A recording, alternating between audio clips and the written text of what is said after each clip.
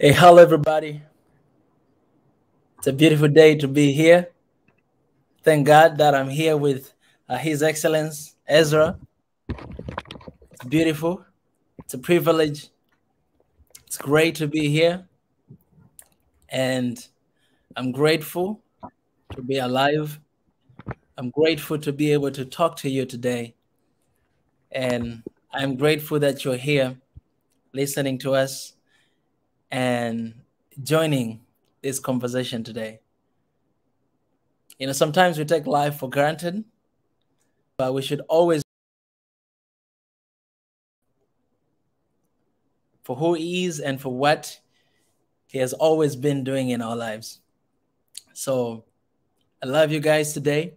Thank you for those who are joining right now. We have 20 people joining right now. I want you guys to do something. I want you guys to copy this link and share with somebody out there. I want you guys to bring somebody with you here today.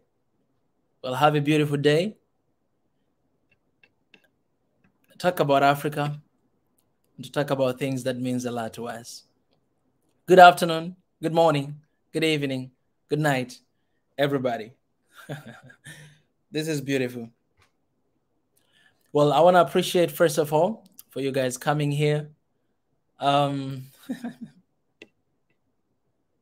right, okay. I want to appreciate you guys for joining. First of all, let me send my gratitude to everybody. Happy New Year, everybody. And it's a beautiful day to be alive. All right. It's a beautiful day to be alive. I want to appreciate for those who are joining. We have Molekeg, Jibra Media. We have Mo Nuru. We have Mohammed Said. We have Mowacha. We have Mo Nuru again. And Nana Dreams. Okay. Yes. And my brother here is, hi, Mika. Happy New Year to you and your family when you're going to Ethiopia. Appreciate Happy New Year to everybody. I'm still on a journey to go there. If you guys have seen the last video I shared with you guys yesterday, you know that I'm gonna need to take the second test soon, and then after I'm cleared, I'll be able to come. BBAA, your live Ethiopia brother. Not yet. Thank you and Happy New Year. Appreciate. Thank you so much, Sagaye. What I'm going to do right now, as we always do, guys, I'm just going to opening up with the word of prayer. We Africans, we believe in God. We believe in the existence of Almighty God. We might have different ways of worship, different ways of praying, different ways of belief. But we all do believe that God is right there. That's supreme power. And one of the things that I've always said, I said this, that a lot of movements, they forget to put God at the center. And maybe because we do believe that, religion is supposed to be personal. Yes, religion is supposed to be personal. And I'm not talking about religion, but I'm talking about God. Take God outside of religion, because that is the box that human beings were created for ourselves. At the end of the day, you have Christians who are hating on Muslims, and you have Muslims who are hating on Christians. That's a little box that we create. But when you look at God, God is not in the one box and that another box. No, it's all about love, peace, and unity. And so out of that acknowledgement, because without him, I wouldn't be alive today here. I wouldn't be alive. Me and my family wouldn't be alive. So I appreciate for God's protection, for you guys as well. You wouldn't be alive without him. And I will acknowledge him until the day I go down on the ground. All right. My family, my parents, they gave me a solid foundation. And where I am right now, it's because of their prayers, their dedication, and their sacrifice for me. That's why I am who I am today, because of that. So the best thing that I can do is to help everybody out there, and you guys as well, to help me to keep holding on to that foundation. All right, I'll just pray a little quick and then we'll begin. God, I thank you for today. Thank you for everybody who is joining us. Thank you, because we're going to have a beautiful day, a beautiful night, a beautiful evening. What we're going to talk about here, God, is the fate of Africa. We always talk about decolonize the mind. It's something that is not happening overnight. Something that it takes years, it takes ages. And you're the only one can do that. So help us, give us understanding, give us knowledge, and help us. In Jesus' name I pray. Amen. Right. Hi, brother. I do have one video concerning to Africa. How can I share to you to check and use for public things? Tamene, this is how you can do. All right. If you have that video, I don't know how. Can you tell me how long it is? Tell me how long it is. You know, we have a WhatsApp group. You can share in a WhatsApp group. And yeah, I'll be able to get a hold of that. All right. I'll share WhatsApp group in the comment section. You can go ahead and you can share right there. Okay.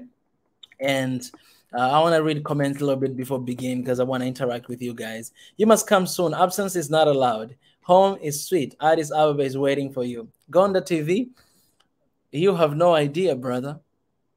Every single day, every single minute is passing by. I just wish that I'm there.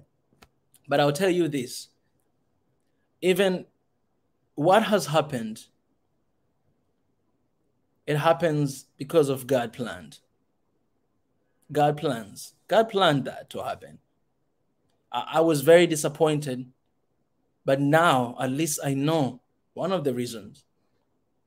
And I was so refreshed today because one of the reasons is very important. And if I wasn't here, then I wouldn't be able to do that. So I want to thank God for that. And God's time is always better. God's timing, it's always better. And I'm going to be there very soon in His time. It's going to happen. The best thing we can do, I've shared this before, that the best thing we can do, we have to learn that. I'm talking to myself as well. We have to learn. I have to learn how to be patient. I have to learn how to be patient. Being patient, it doesn't mean being lazy. Now you do something, and then we have to be patient to see what's going to happen, because there's no change that happens over the night. We need to be patient. We need to give each other's time. That's very important. If you want to see a real change, it's very important. It's very important. I don't know why I'm talking like this, but I've had a nice conversation today. I've met great, amazing people. And first of all, let me ask you this question, guys. How is your family? How is your family doing? Let me know in the comment section. How is your family doing? How is your family doing? Let me know in the comment section, because, guys, I got to tell you the truth, man. I care for you guys. I care for your families. I care for your children if you have. I care for your brother, for your sister. I care for you. I care for people. I love people. That's who I am. That's who God created me to be. If you have people who care for each other, then we'll have a better society. We'll have a better country. We'll have a better Africa.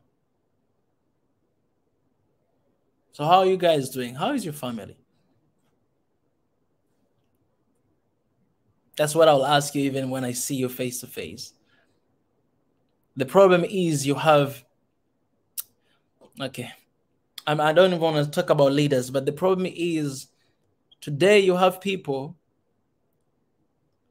who they only care about themselves, who they only care about me, and what I want. And as a result, you have a community, a society that always focusing on taking advantage of each other. That's what we see on the ground level. That's what we see all the way to the top level in our leaders, because we have this new wave of individualism. We have this new wave of selfishness. We have this new wave of me. You can't have unity if you think about me. I can't. So this is the challenge to you. It's a challenge to me, that we need to have a society that care collectively. And I want you to develop. I want you to succeed as much as I want me to succeed, because we can only succeed if we all succeed. We can only have a better Africa if Rwanda, Tanzania, Ethiopia, Somalia succeed, prospers. We can only have that. And I wish in one Africa to have a generation. I hope this is a generation that want to see change in Africa and want to see every single nation in Africa succeed. And we can bring that change. We can demand that change. But we need to be a community, a society that is always think outside the box, always think collectively, always think about others as much as you think about yourself. That's when even your love for the country, your love for the people, all right, your love for Africa will be different. Because I love you as much as I love myself. And I want the best for you as much as I want the best for me. Because if you prosper, I prosper. If you have food on the table, I have food on the table. If you have peace, I have peace.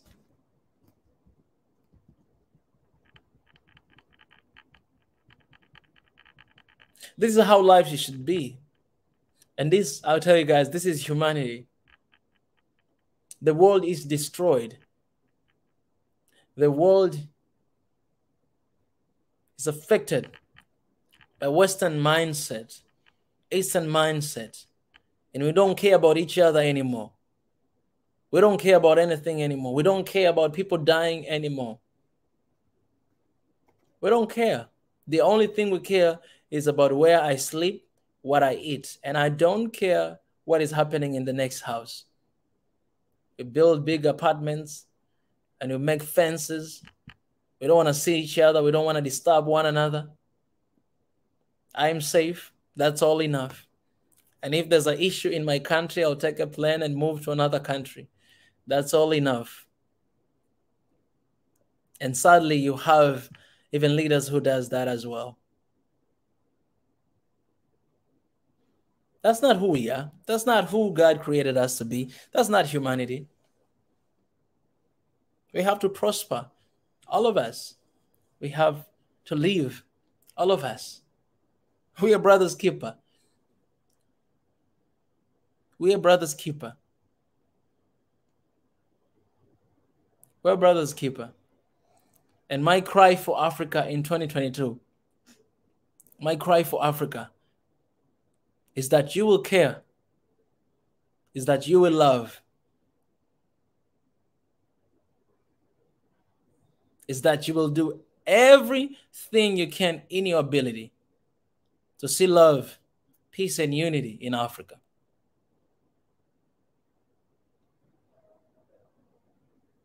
Ahmed Osmani say, we need to come together and unite as one instead of dividing each other among us. Without that, we can't solve any problem moving forward.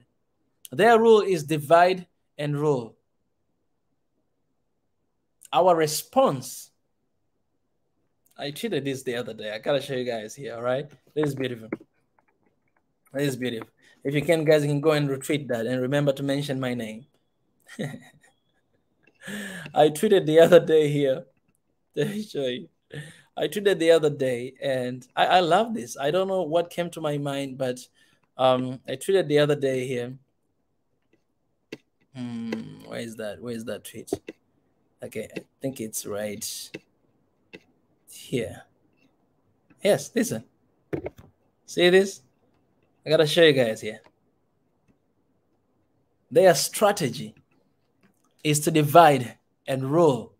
Our response should be to unite, strive, conquer, and prosper. Before, I remember I said their strategy is to divide and rule. Our response should be to unite and survive. And then I saw a lot of comments. People suggested they're like, not only to survive. Some people, they were like, we have to dominate. Some people, they're like, no, we have to unite and strive. Some people, they're like, oh, we have to unite and conquer. And some people, they're like, no, we have to unite and prosper. So what happened is we took all those words and then we put together that their strategy is to divide and rule. Our response should be to unite because that is the medicine of division. We have to unite, and once we unite, we can strive, we can conquer, and we can prosper. That should be our strategy. That should be our response. You want to divide us? We're going to unite. Yes, we have issues. Yes, we have differences. Yes, we have things that we're not comfortable with. Yesterday, we had an amazing conversation about language here. And then one speaker, Africa First, I remember, she said that, you know, some of us, we might not be comfortable to learn other language and to use a language like Swahili as an African language like that. We had those different opinions. Yesterday, it was an amazing conversation. You guys can go back and watch it. Shout out to Ezra, His Excellence, for coming up with that. All right? But our strategy, our response, we don't even have to show, because the game of showing, I don't like doing things for other people. I'm here, I'm doing my thing. I'm not doing this to show anything, to prove anything. I don't need to prove. I don't need to show. I don't need to do anything for anybody, because I'm already validated by God Himself. I don't need to do for anybody. But our response, our strategy, it should be to unite, strive, conquer, and prosper. That's the only way. That's the only way Africa will get away from where we are right now. In 2022, I'm telling you, our language should be one Africa. Our action should be one Africa. Everything about us, it should be one Africa. And I'm telling you, all the challenges we see, you know why the challenges we have in Africa, they seems to be bigger than the way it is? It's because we're divided. It's because we're divided. We need oneness. We need to be united. If you go to the company, manufacturing company, you'll see a lot of people working there together. Somebody is making these things, someone is doing that, someone is packing, is taking this here and there. I did that before. I show you guys, like someone, you see that cooperation and how many people, like everybody is doing something different, but collectively you get one thing, you get one result, you get one fruit, but because of different kind of works that different people are doing. But imagine if you don't have this person in this category, in this area, it would take a long time to do what you do.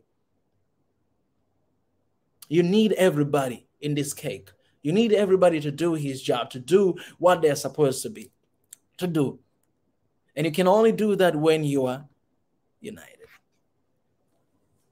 I don't understand those people who say, you know what, unity is not a priority. It should not be our priority. We can still survive separately. No, we need to do things on our own. Man, I will never understand you, because I think like you're thinking like this. You're thinking inside the box. You're thinking about just one thing. You're thinking about just my tribe. You're thinking about, oh, my people. You're thinking about, oh, my country. You're thinking about, you're just thinking this much. It's a time for Africa to not think this much, to think this big. To think this big, to think outside the box. Because you know what? We're thinking like this. That's why we are always being ruled and controlled, because someone else is out there thinking outside the box. So if you're thinking like this, someone is thinking outside the box, you see, it's going to swallow you. No more Africa. You need to think outside the box, because they're thinking outside the box. When you think outside the box, then we're going to meet somewhere there. We need that. And CVF, you say inspired. Man, I'm really inspired today, because I know the process of decolonize the mind. Man, the system, the education system, the way we live, the way we... Today I was listening to one story. It broke my heart. It broke my heart. Like today, if you have an investor from outside here in Africa, and you have an investor from Africa, they'll give more attention to investor from outside just because it's white skin color. And for some reason, we relate, we connect, trust, and white is like the same thing. You're white, okay, I can trust you. You're black, oh no, I can be skeptical with you. And it happened today. Let me tell you, there's a lot of things happened today, and I gotta give an example.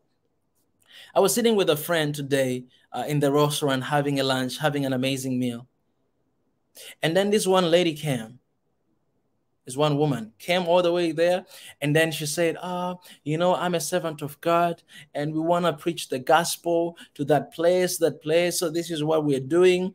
She showed the notes that, oh, this is where you can give. And then this and this. She explained. Usually, before, for me, I never give chance to those people because I see that. I see, oh, these guys, no, I know who they are. It happened the same thing yesterday. I'll explain to you. I'll be like, oh, no. I'll just be like, no, I'm not interested. Please, can you go away? Because, you know, there's a lot of fake people, right? But when I'm talking about give each other a chance, I gave a chance to that lady. And she's like the mom, like she's like the age of maybe my mom or something, sitting there. And then I was talking with my friend because we had this meeting. So I had to stop. And then I gave her attention. I started to talk to her. I was like, why are you...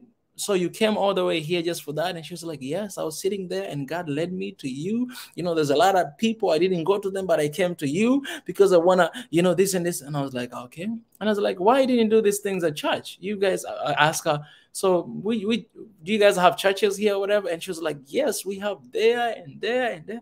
And then I thought, I was like, why don't do this in church? If you have people that can give in church, right? So why you don't do there and you're coming here to do it? What people were eating, were relaxing, and you're coming here to disturb us. And she was like, you know, in church, not everybody goes to church, has money and all those kind of stuff. So for me, I'll tell you the truth. I spoke to her. I listened to her. It's really hard to judge. And I'm trying my best not to judge. But this is what I knew. This is what I told myself. I told myself, Mika, no, this woman, she needed money. She need money. But she don't see another way to collect money but doing this. So I know, my instinct told me that, no, this is not true what she says, but she need money, this person. So I knew it. I took a little money I had in my pocket and I gave it to her. I was like, oh, here. And I had the evidence that this is not true, because after I gave that money, you know what she did? She took that money, she stood up, and she walked away. Remember, when she came, she showed me the paper, and she showed me a few names written there and amount of money they gave, right? So for me, I expected for her to give me the paper and to write a name and to write. No, but she took it, she put it. She didn't even ask my name. She didn't know anything. She walked away. So I knew.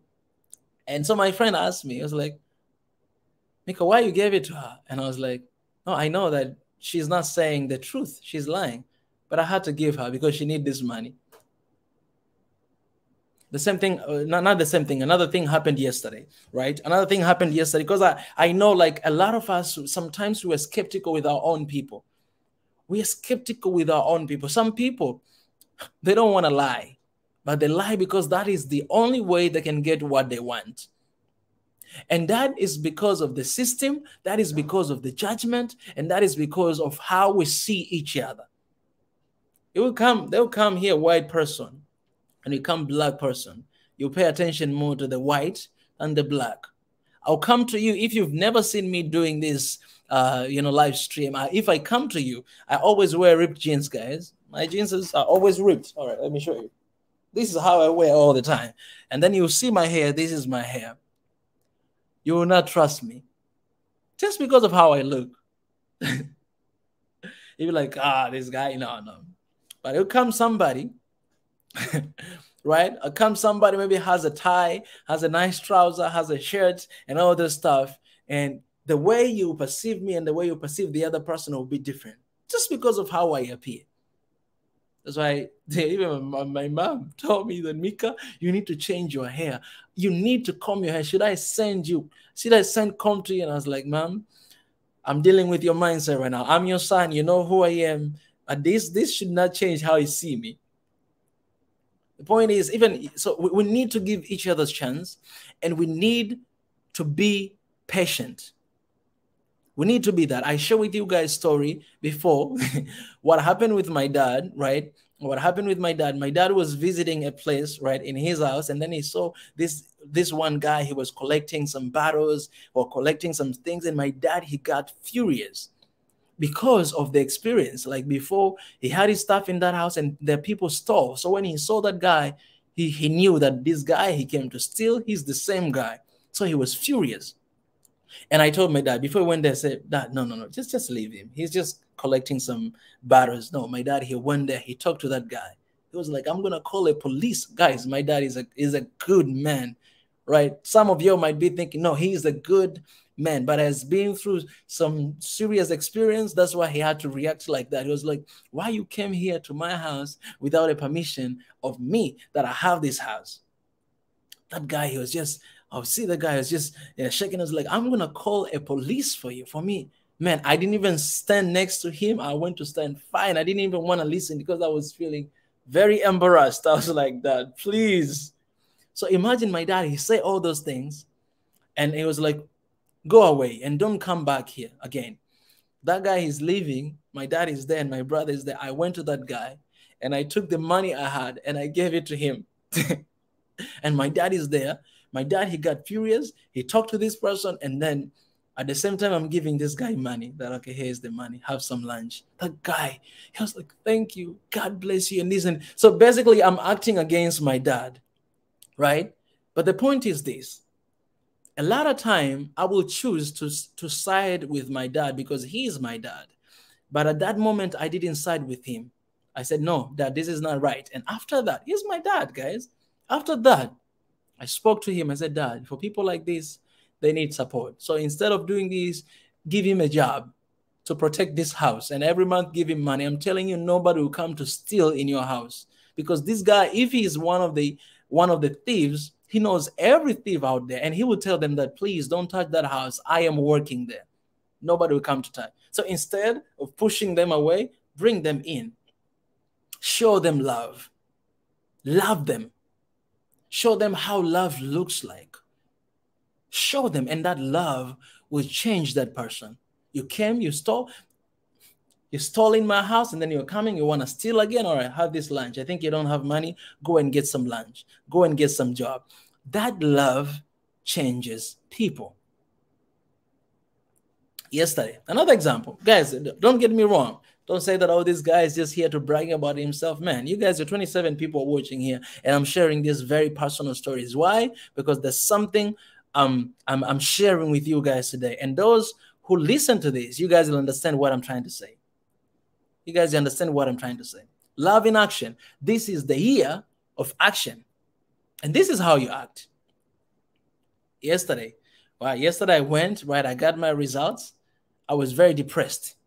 I got my result of, COVID and all this stuff. And then I know that, I cannot go to Ethiopia right now. I was very stressed and disappointed. And I was sitting down. I can't leave. I'm just sitting there. When I'm like, doctors, like, I hope like there's another message will come and they'll be like, oh, you know what? We made a mistake. You can leave. So I'm sitting there. And then I see this one guy. This guy, he comes to me. He want to talk to me. I didn't even want to talk to him. He came and he said to me, he said, hi. I didn't even respond to him at first. And then I was just standing there. I'm really mad. I'm like, I wish you know how I feel right now. Please don't stay. Please don't say anything. I'm sitting there.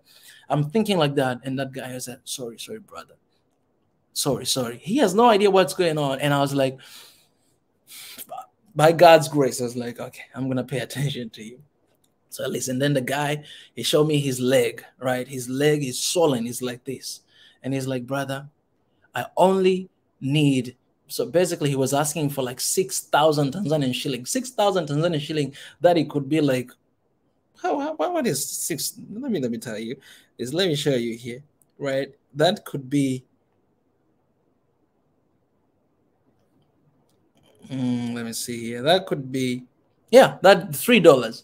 He's asking for $3. And he told me, say, I just want $3.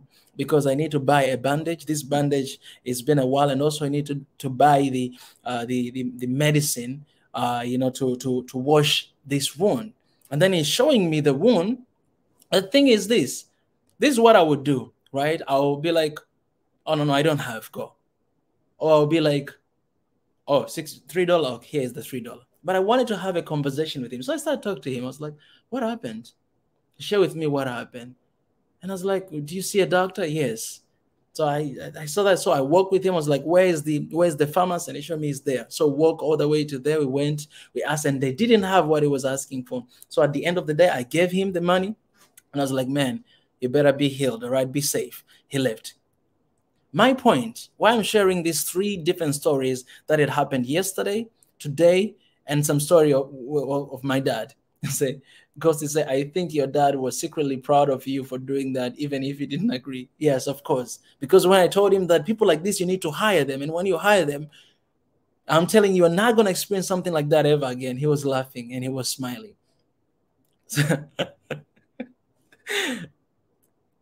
Yeah. I asked myself so many times that should I go ahead and give to this guy or not? Because for me, my spirit told me totally opposite. It's like we need to extend grace towards those people that we usually reject them. This guy who was sitting next to me, I'm telling you, if I was old Mick, I wouldn't stand there because this guy is speaking to me. But I'm sorry for saying this. He's speaking to me, but this guy, it feels like he hasn't maybe taken even a shower for a week. He don't know what it means to brush his teeth. He's there sitting next to me and I'm there. And in this era of COVID, and he's there, he's talking. Man, like, I'm like, I want to get out of here. That's what's going on. But I had to sit there and to connect with this guy and to talk to him. Because man, I'll be hypocrite if I talk about love, loving one another, and I don't do the same thing. I'll be hypocrite. And you guys will never see this. You never see this. But how do I live when I'm alone, when there's no camera, when I'm not live on YouTube? How do I live when I meet ordinary people on the street? How do they talk about me? If you come here and you ask, hey, who is Mika? How do they talk about me? How do they talk about you? Right? Are you good only to your friends, people that are close to you, and people that you don't know them? You don't even have a chance to talk to them. I'm not saying that you should just sit and people, they should take advantage of you. That's not what I'm saying. But I'm saying some people, they just want a conversation. Someone like that, nobody want to talk to. Someone like that, nobody want to listen. Because we judge. Because we don't want to connect. We have this individualism mindset, right? I would rather be on my iPhone and my phone, maybe texting and watching some YouTube videos and TikToking, rather than having a conversation with a guy that he said, I almost lost my leg because of this. But thank God the doctor is taking care of me right now. This is love in action. It's love in action. You don't have to do something huge to love somebody. You just need to have a conversation with those people who don't look like you, those people who don't smell like you, those people who have been rejected, especially even homeless. In Africa, we should not have homeless. We should not have homeless. Let homeless be in the United States and Europe and Korea, because they are homeless there too. In Africa, I'm telling you guys, we have to raise our standard. We should not have homeless in Africa. Should not have homeless. How are we going to do it, man? We should not have homeless. Those are high standards we should have in Africa. And it's possible. Those people, they just need love. Those people, they just need support. Those people, they just need opportunities. The opportunity I see, some people, they don't see it. So I'm in a position to influence people. I'm in the position to give that opportunity, to make that channel. You guys, 33 people you're watching here, you are in that opportunity. Where is humanity? I'm not talking things that are outside of the picture. These are just small things that we need to get back to the basics, man. The life used to be good back in the days. Our parents, when they were growing up, all this, technology and everything that came, man, it has really huge impact, but also so much negativity. And we need to be smart enough to begin to act different. Love in action. So this year, we're gonna have love in action. We're gonna have peace in action. We're gonna have unity in action. I said this year, it's a year of action. So every single thing we'll do in action. And let me update here. Let me update here in the love in action. All right. And you guys, you let me know here. Is in action. unit in action. Tell somebody, come on, tell somebody. We need love in action, peace in action, and unity in action. This year, man, it's a year of action. How are we gonna do that? That will be the things that we'll talk. That will be the things that we'll discuss. That will be the things that we'll always talk. Love in action. How can we love one another? How can we have peace in action? There's so many organizations of peace. They raise money, they raise fund, they eat money. But do we have peace? Is there peace there?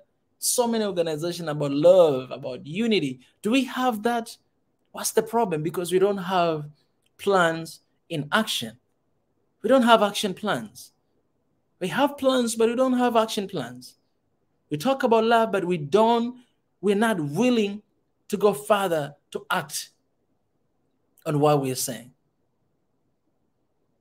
Well, that's what we would do. And the best thing, guys, I can tell, look at the numbers of people who are watching here today. It's not popular. It's not a popular topic. Love, peace, and unity. It's very cliche, right? That's what you think. But you have no idea, love, how many lives will be saved just like that with love, peace, and unity.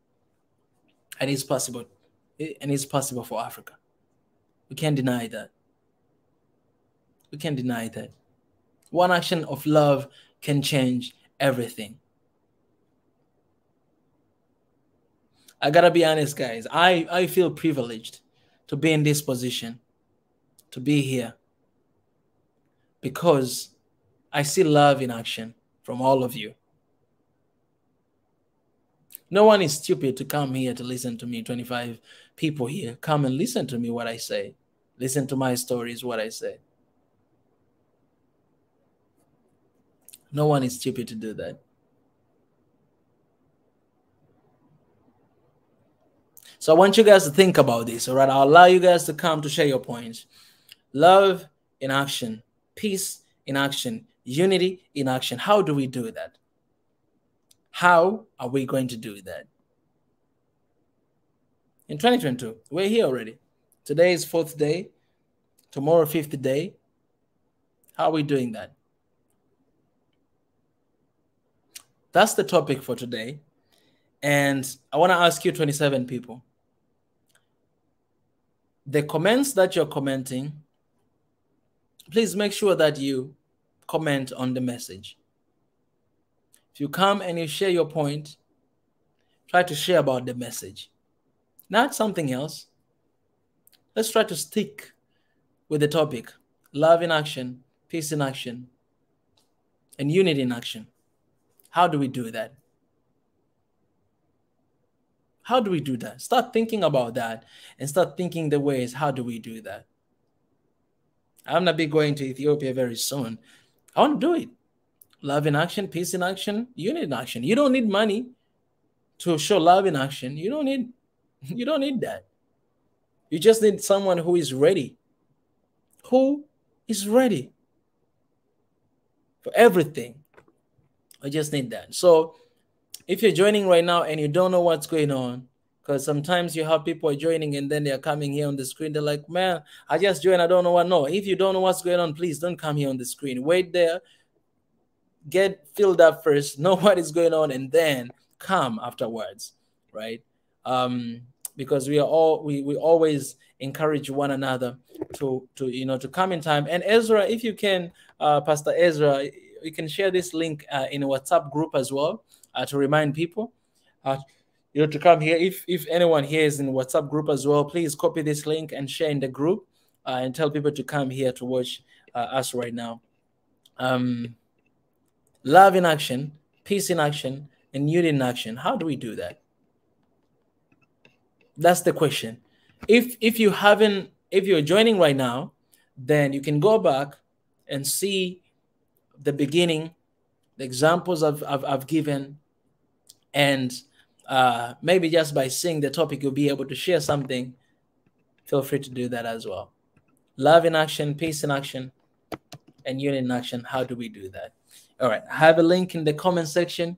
I'll allow you guys to come and to raise your points. All right.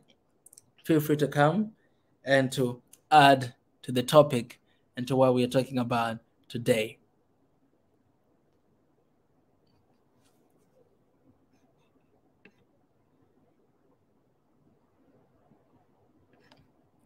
Ahmed Osman say your generosity was blessing from God. Thanks for sharing the love. I appreciate. That's humanity. That's humanity. Okay, you can only love if you know how much you're loved.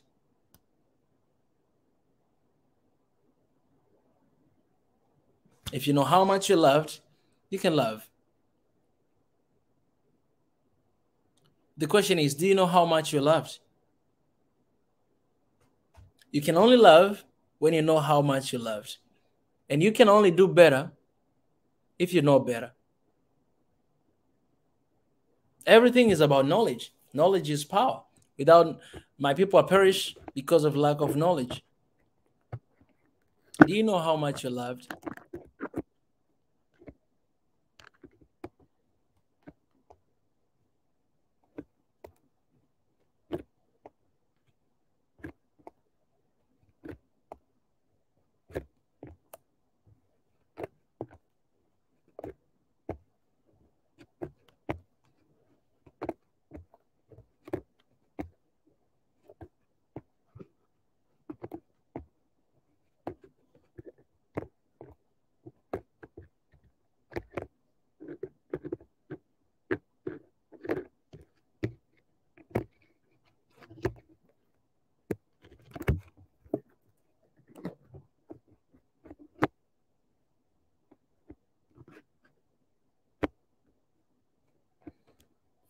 That was a silent moment. It was a silent moment.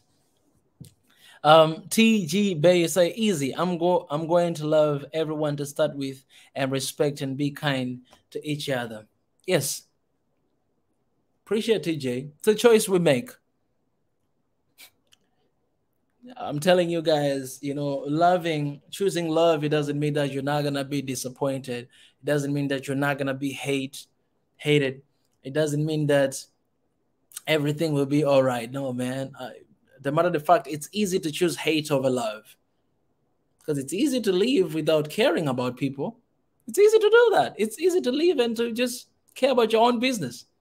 That's what we say, man. I'm caring about my business. Yes, I don't care about anybody else. Just but me. It's easy to do that. But what is difficult is to love, because you care for people, and when you care for people, they hurt you sometimes. You get disappointed. You're betrayed sometimes. And so a lot of people, they compromise and they say, you know what? I'm never going to love again. I've been taken advantage of for a long time. I'm never going to love again. I've been hurt a lot for a long time. I'm not going to care for anyone. I'm not going to do that. Because I'll tell you, all the time you find a reason why not to do something. There's always reason. You can even write millions of reasons of not to love people. You can have 1,000 reasons of not to do that. But let me tell you something. There's also a reason why you should love somebody, why you should love Africa, why we should love one another, because love is a medicine, man. And when we love, you know, we release this positive energy that transforms everything around us. Of course, God is happy when that happens because he wants his children to live in peace. It's like, imagine if you're a dad or you're a mom, you have kids that they're always fighting, they don't love one another, they always don't care about each other. Imagine. But imagine if you're a father, you're a mom, and you have kids who love one another. They care for one another. They support one another. They have peace with one another. Imagine how happy will you be?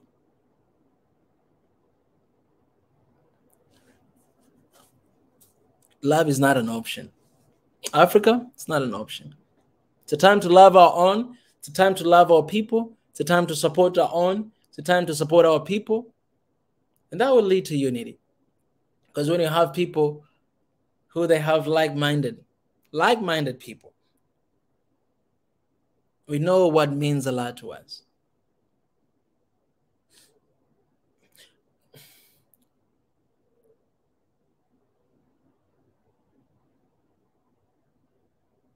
Yes, Dawit is saying, yes, brother, action speaks better than words. Yes. Love in action. I love that. Peace in action. I love that. So let me give you a challenge, right? When I say peace in action, that means if you don't have peace with someone, try to make peace with that person. A lot of time when you tell people like this, they start thinking about, oh, whose fault is this? Same thing to country and countries. Oh, no, they did this before. I'll tell you this story. So when I was in Korea, I was taking this one class, and the teacher of that class, he used to be a minister of foreign affairs in the country, right? Because the university I went is the best university in South Korea and in Asia. So professors that are teaching us there or used to teach us there, they are coming from, actually, some of them, they retired from the government. They used to be ministers. They used to be this and this. So they come, they give us lectures, right? So we had this one professor that used to be a minister.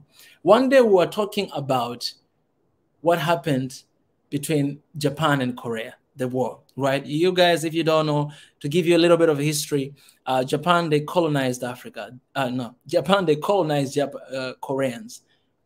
They did worse to them. I went to the prison, this one prison called Sodamon Prison. He used to hold Koreans, slaves, and Koreans, prisoners. Yeah, I was just thinking about that word. Prisoners. They used to hold them. Man, I went there. I saw, because I read the history of Korea, everything. I saw how they used to torture them. Men, they were tortured. Women, they were raped. Some of them, you know, they have a thing like a casket that is like this vertically, right?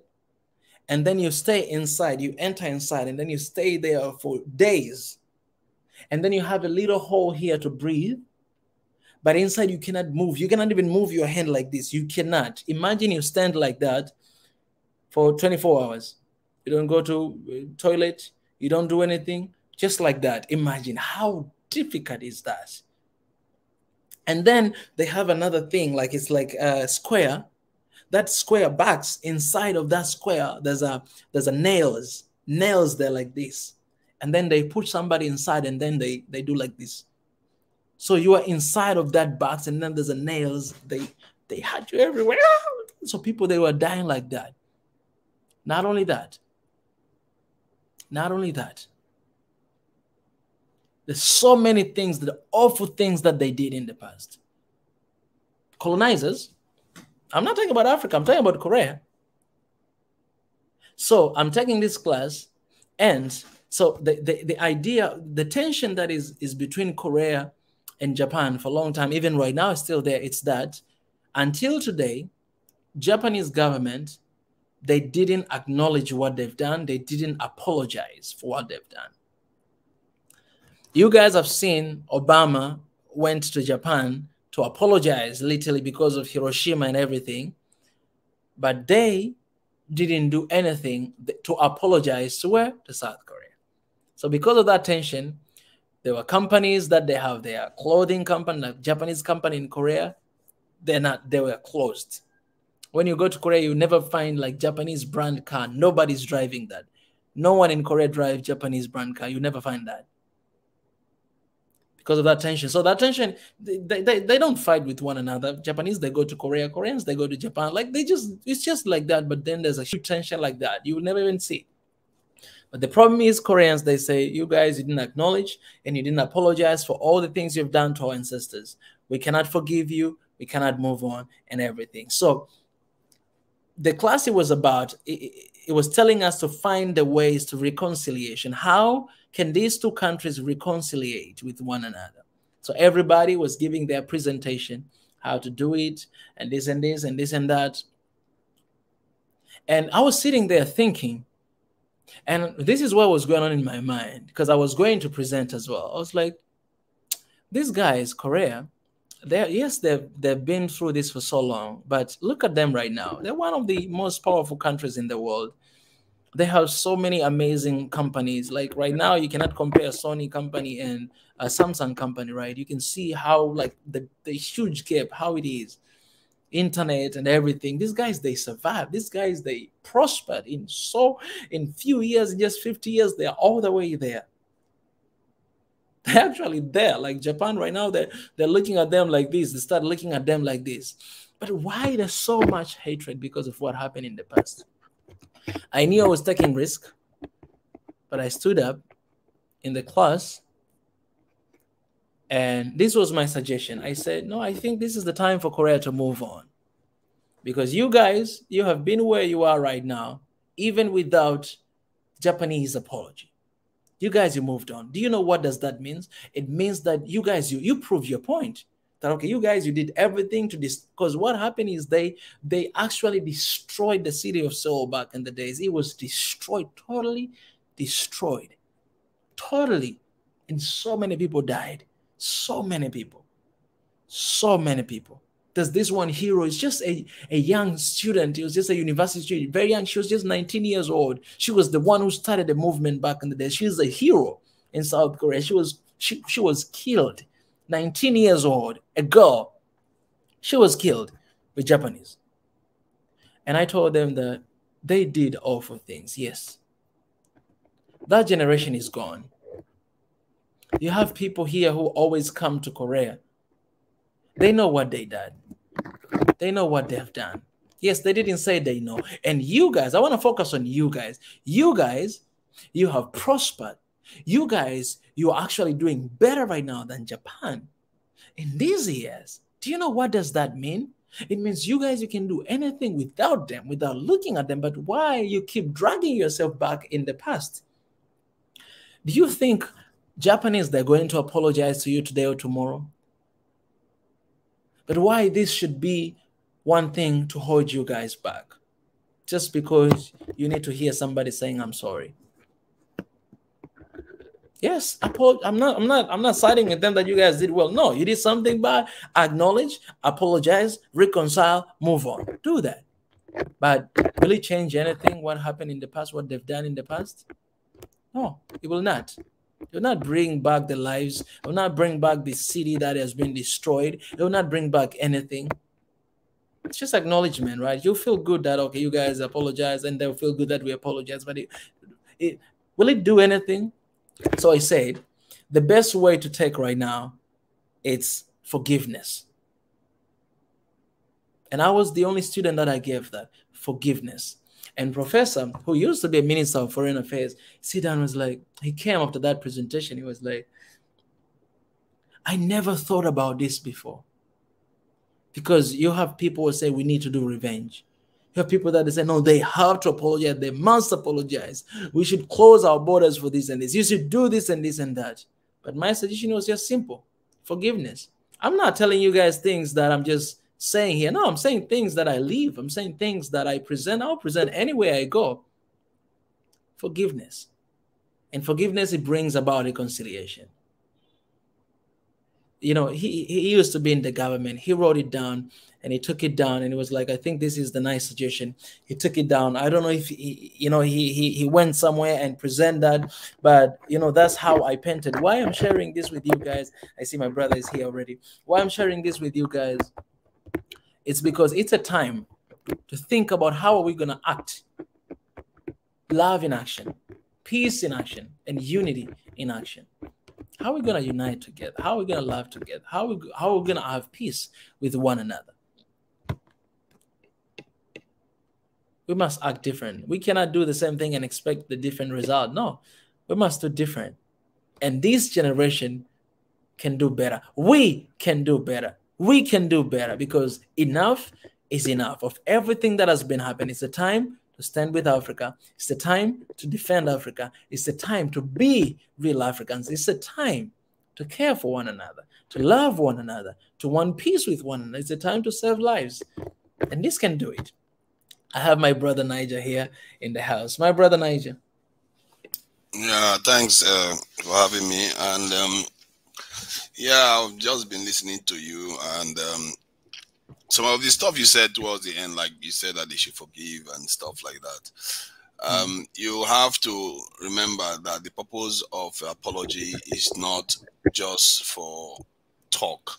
it reminds people that, okay, you've acknowledged that you did something to them and it's not likely to repeat itself again. Because if without an apology, what it simply means is that the person is willing to attack you again, or repeat the same process again. That's the, otherwise, nobody will bother apologizing. It doesn't mean anything. And they've moved on, you know, evidently, given that they've developed their city, they rebuilt, and they are relatively quite advanced now. And I can see why they shouldn't have to just say, you know what, let's just start buying Japanese cars, let everything be okay. When because when you're buying Japanese cars, you are re-equipping them, you are making them richer again. The people that have not told you that they are not going to do it again, they are people you are giving this in the arms. So you see what I mean? This is the importance of apology. You know, somebody cannot come to your place and rob you, and you're like, oh yeah, you know what? I know now that I've bought everything back again, but what I'm going to do now is help you raise your gang up again, so that your gang come and robs me again. So you see my point. So this is why an apology is important and a reconciliation is important. Because and the Chinese, because the reason why I'm saying that is because we know the Japanese, at least they have some, how do I put it? They have what they call, they are reserved, and they have a level of stubbornness and dignity or honor that they don't want to give an empty apology. And because some people will give you empty apology and the very next day they repeat the same thing again. So, and we know that there are groups in the world today that will apologize to you while they are still killing you.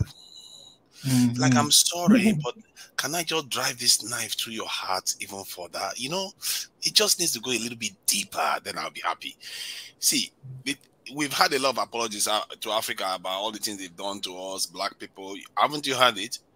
But has it changed your attitude? No, it hasn't. Because the policies are still being pursued ardently, because to them, an apology is a tactic. So you have to always accept apologies, but watch for actions. And apologies are supposed to mean, you know, a change of tack. But if that is not the case, then the apology means nothing. This is why I think the Japanese at least have some sense of dignity, not to give an empty apology until they truly mean it. I don't understand how some people will go around apologizing every single minute, every single day, but still doing the same thing. You see my point? So that is where I think I differ from what you said, that they should just forgive. Because there are a lot of people that died for it, and Japan did a lot of terrible things during that war, including to China. And I don't know. I still can't understand why they don't want to apologize. I really don't understand it. It's not like they don't acknowledge, they don't apologize. You know, up to date, like all these things, like, because Korea, what they wanted, they just wanted for them to acknowledge what they did and to apologize. But the current prime minister never acknowledged it, and he don't want to apologize. That's it. Like I said, I would rather they do that than pretend as if they are sorry when they are not. You know, and the South Koreans have a right to feel like we are not going to equip these people with our wealth. It's not like they are declaring war against Japan. They're just saying we are not going to buy your stuff, while you are still not recognizing the pain you inflicted on us, and the stuff that's the history. So I understand where the South Koreans are, and the people, they are nice people, they are gentle people, and you know, why do you think the Japanese haven't apologized? Do you have any idea? Oh, that's a good question. That's a really good question. That's really, I honestly don't know. I honestly don't know. I never thought about it, like why they're not apologizing. But I really want to trace this back to Africa, right? Because we kind of have the same experience with some countries here in Africa. Do you think, because there are countries that, you know, it seems like it's like they need to receive that apology, right? One country, another country, for things that has happened in the past. Maybe we had this conversation before, but my question is, do you think that it's possible for these countries in Africa to continue to be united, or to be united even without acknowledging those issues? Or you think, it's necessary for them to acknowledge that, and if to apologize, and for us to move on towards unity? Apology is just a kind of how do I put it? A kind of formal and verbal recognition of what, showing capitulation or saying, okay, I'm sorry for what happened in the past. The reason why it's important is that it backs up the action, because action is the most important. It's not just saying I'm sorry. The action is the most important. And so that's what the apology does. And if our people are working together without necessarily verbally saying it, it doesn't seem like a complete process yet. And but it doesn't mean the action won't be effective, because the action is the most effective one. Because somebody can hit you one moment and take you to hospital, buy you lunch, and give you a car and all the rest. You feel it even if they didn't say I'm sorry. So that's what I mean. I feel like, are you referring to the continent? Within the continent, he said they need to apologize to each other. Yeah, I'm talking about here. For example, somebody gave an example of Somalia and Somaliland, and there's a lot of tension in most of African countries because of the back history, right? Because of history in the past. I know there's I don't want to mention because I don't want to bring that thing, but let me just generalize that there are things like that, and there's some people who they want that acknowledgement that, what, I don't see you as my brother or my sister because of what you've done to us in the past, and you guys haven't even acknowledged it. Why should I be united with you and you treated us this way, 50 years ago, 20 years ago, or something like that? That's where I'm coming from. Yeah, that's a very interesting point. You see, in the African context, it's not as clear cut as the Japanese one. And the Japanese and South Korean one. The reason why is because the African context, the debates and this in history has been a little muddled, and our understanding of history has been so distorted by, for whatever reason, it's been very heavily distorted. I've seen that happen in the case of Nigeria, where this is why you don't even know who should say sorry, because everybody thinks they are right. That's the problem. It's not that clear cut. Like Japan invaded South Korea and that was it.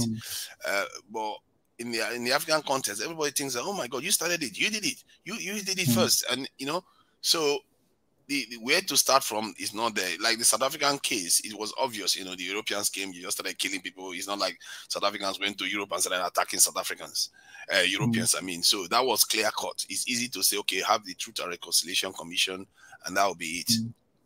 But if you go to Rwanda today with the genocide, some of them will be like, yeah, you two started it. You are the ones that were oppressing us for hundreds of years or decades without remorse. And that's why we did what we did. So everybody will be pointing fingers at each other. And that is where I think the action that the Kagame did was not necessarily about pointing fingers, was about repairing the rifts. And I think what will happen, what they should be doing is not, you can apologize to each other, but you can, I think the biggest part to work is that realization that we have made great mistakes to each other. We made great mistakes to each other, and those mistakes has cost us, set us back, decades, hundreds of years. And there is no point pointing fingers.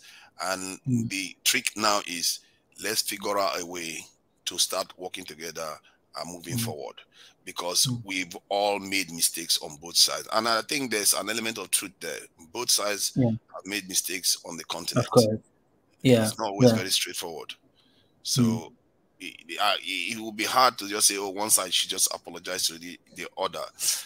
In the case of the continent, the Rwanda one is a very clear-cut case. And you will see many countries like that, where you see some groups rule the other people and kill so many of the other people, then when those people, maybe they are the majority group, they get the power and they just want to take revenge again, they be like, okay, who is wrong here? Both were wrong, because the first group didn't do the other group well, and the other group got power and did a lot of immoral things to themselves. So we have to recognize that we've made grave mistakes to each other and we've not served each other well, and resolve never to do that again. Like I said, action matters. You put things on the ground to prevent that from happening again. Yeah. So I think that is where we need to be heading on the continent. And for me, if I wanted to talk about the external, this is non-Africans apologizing for events, that they've done. I personally, it's a shame that our issue is not like with a country like Japan or China, that those type of people, when they want to apologize, they actually mean what they are saying. And the people that have done these things to us, if they apologize, I will recommend that Africans are very careful before accepting any apologies, because apologies from their side doesn't mean too much. They have to put their money where their actions where their mouth is, and even when they do that, you still have to be watching your back, because their history suggests that it's just, I'm not being like mean about it. It's just their history suggests that words is not something that you should rely on. You should rely on hard relationship with them, diplomatic relationships, money, trade, those sort of things is what works with them. Let me ask you this about your country. So do you think these two sides of Nigeria also need some sort of reconciliation like this, acknowledgement and apologizing and all those stuff? Yes, I think all African countries probably need an element of that, because we've been fighting each other for a long time, and sometimes we even forget that there are smaller tribes fighting each other everywhere, not just the big tribes. The small ones having skirmishes all the time.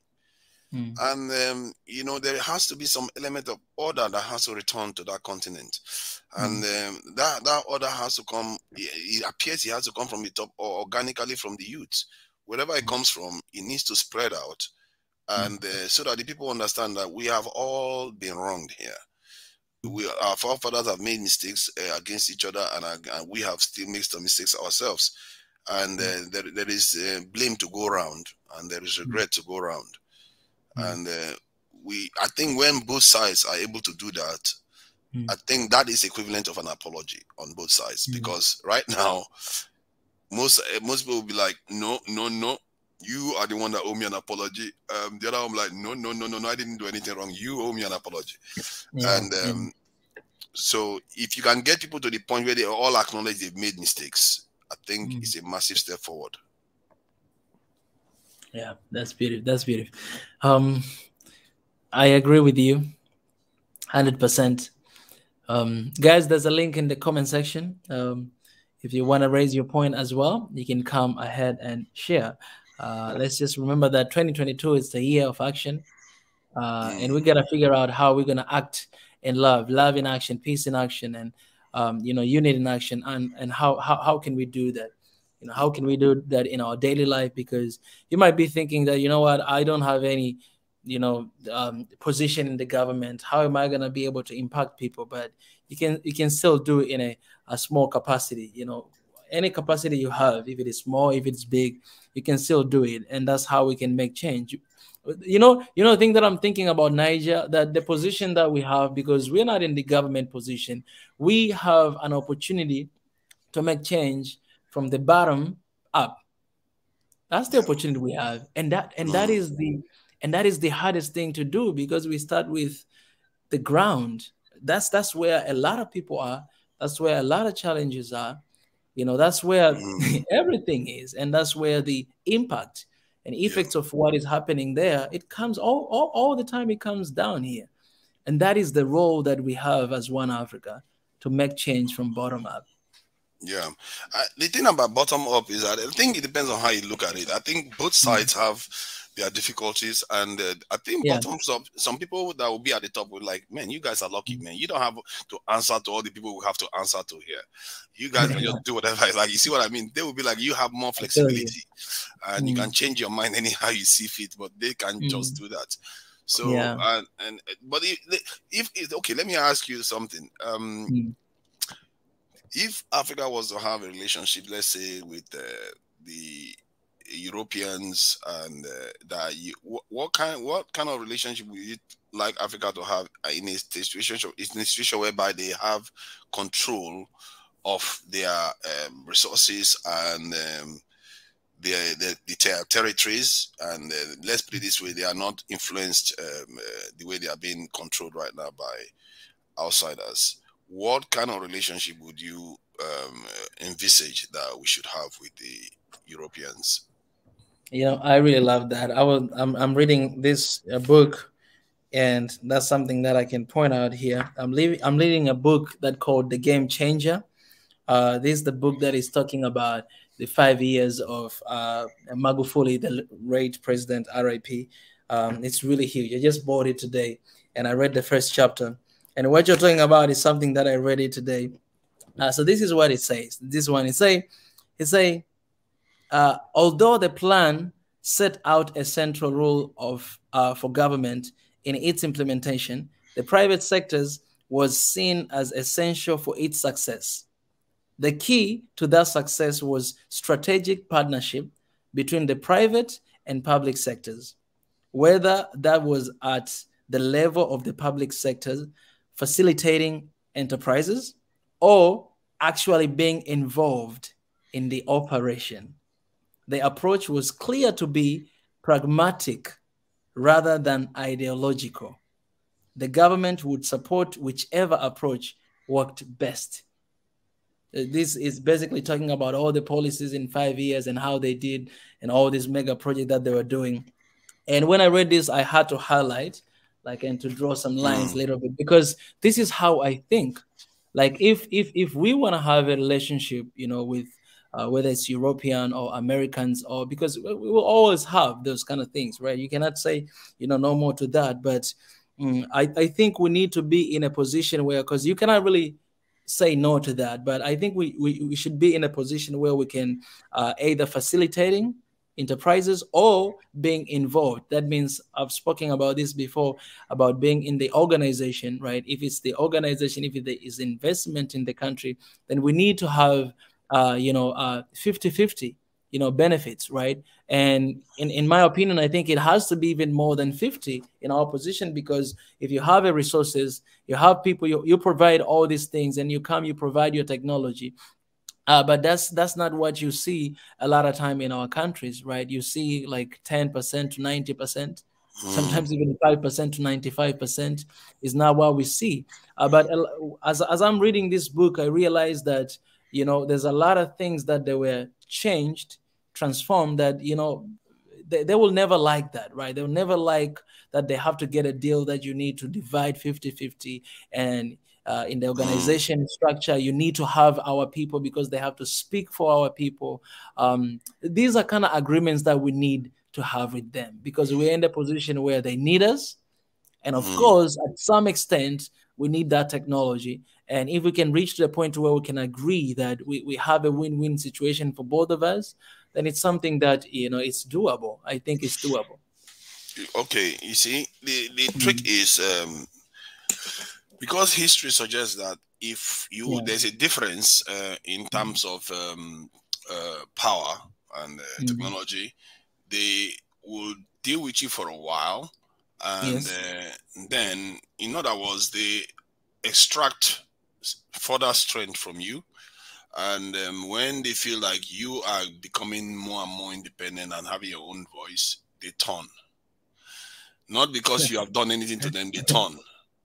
They turn on you. They don't. It's like the idea is that any trade that they are doing is a form of military or security operation to them. So in other words, it's just basically a slow motion one. When they gain enough strength from what they want from you, then they can just switch off. An example of what is happening now in the world is like with China. China never really changed anything that they did, but why is it suddenly now they are turning on China? Because they felt that China is becoming too powerful and strong enough to do its own thing. So they don't like that. And to an extent, I can also sympathize to an extent with them, because their way was that they gave China all this stuff, buy stuff from China, make China a lot of money and all the rest of it. Then China became big, and China has its own ideas about the world, and they don't like that. And you can say, okay, who do you have to blame for it? You have to blame them for it, because they could have chosen to integrate more with China. They could have chosen a closer relationship with China while they had the power advantage with China, and altered China's view of the world and put China at ease. And to put China at ease is not to always try to get one over them all the time. And I think that is something we can learn from. If we are to work with the Europeans, we have to learn that whatever relation we are going to have has to involve a level of integration. If you don't have a significant level of integration where they feel like, okay, by the time I start decoupling all this stuff, our own civilization will be in pieces too. If they don't feel like that, they are always going to be looking to get one over you sooner or later. And then the trade is no longer trade; it's just a form of cold conflict where you are just exchanging money and you are looking at who gets more as soon as possible before the other one strikes. And that is not a good mentality for trade in the world. And I think the world has been doing that for too long, actually. Where everybody stays apart and just exchange stuff over the fence, and then when one side gets strong enough, they attack the other one because somebody went to a party and didn't like how the other one was looking at them. It's just basically the story of the world. And if they want to change that, they want to start behaving the way the European Union behaved. You have to have an element of integration. That is the way you stop these things from happening. By the time your people start traveling over borders and everybody's country is everybody's country. Then there is nobody to target. Talking about integration, do you mind to clarify that more? What kind of integration are you talking about? If you want to have trade with them or cooperate with them, they have to start sharing technology right from the get-go. They have you have to start having common there has to be a big element of trust, and not even trust, verification. Both sides have to be involved in each other's business. You have to have monitoring people that will be monitoring the other side, and the other side will be monitoring the other side, making sure everybody's playing their games right. And because the way it should work is it's not necessarily like the European Union at first. It has to gradual integration of both sides' systems. First, trade. When you start trade, it's not normally free trade, but later on it becomes free trade. And when you become free trade, what happens when you have free trade is flow of people. People can flow without passports and everything. So when that starts happening, before people can start living in each other's country without having to need papers or visas and stuff. And when that starts happening, you start finding that people will start seeing their whole territories as integrated. It's like you living in Tanzania, you feel like the whole Tanzania is a country. You can go anywhere. That is how Europe and Africa should seem to them when this protest is at the middle level or the more advanced stage. If you are not planning for that, then you are just delaying the inevitable, because we know how they operate. They don't do anything overnight. Africa took 400 years before they took Africa. It didn't happen overnight. People were born, they died, they had fat children, they had born, they died. It happened several times. Generations came by before Africa eventually fell, because that's how they will trade with you, and they get the advantage. They are away from you, because this is the thing. I feel like the world, the way they've traded before now, is not a good way to trade, because they don't trust each other, but they're just trading with each other. In other words, it's just cold conflict. Sooner or later, you're going to fight. So that needs to change. The way European Union did it is a very good example of how to do it, because Europeans, they fight each other. Those guys, it's like a competition. They really like to fight each other. until they created the European Union, and that European Union has helped bring all this type of instincts down. Because now an English guy can just travel to Spain and retire there. A French guy can go to this in Italy, do whatever they like. It makes people feel at ease. You can't even envisage them even turning on each other.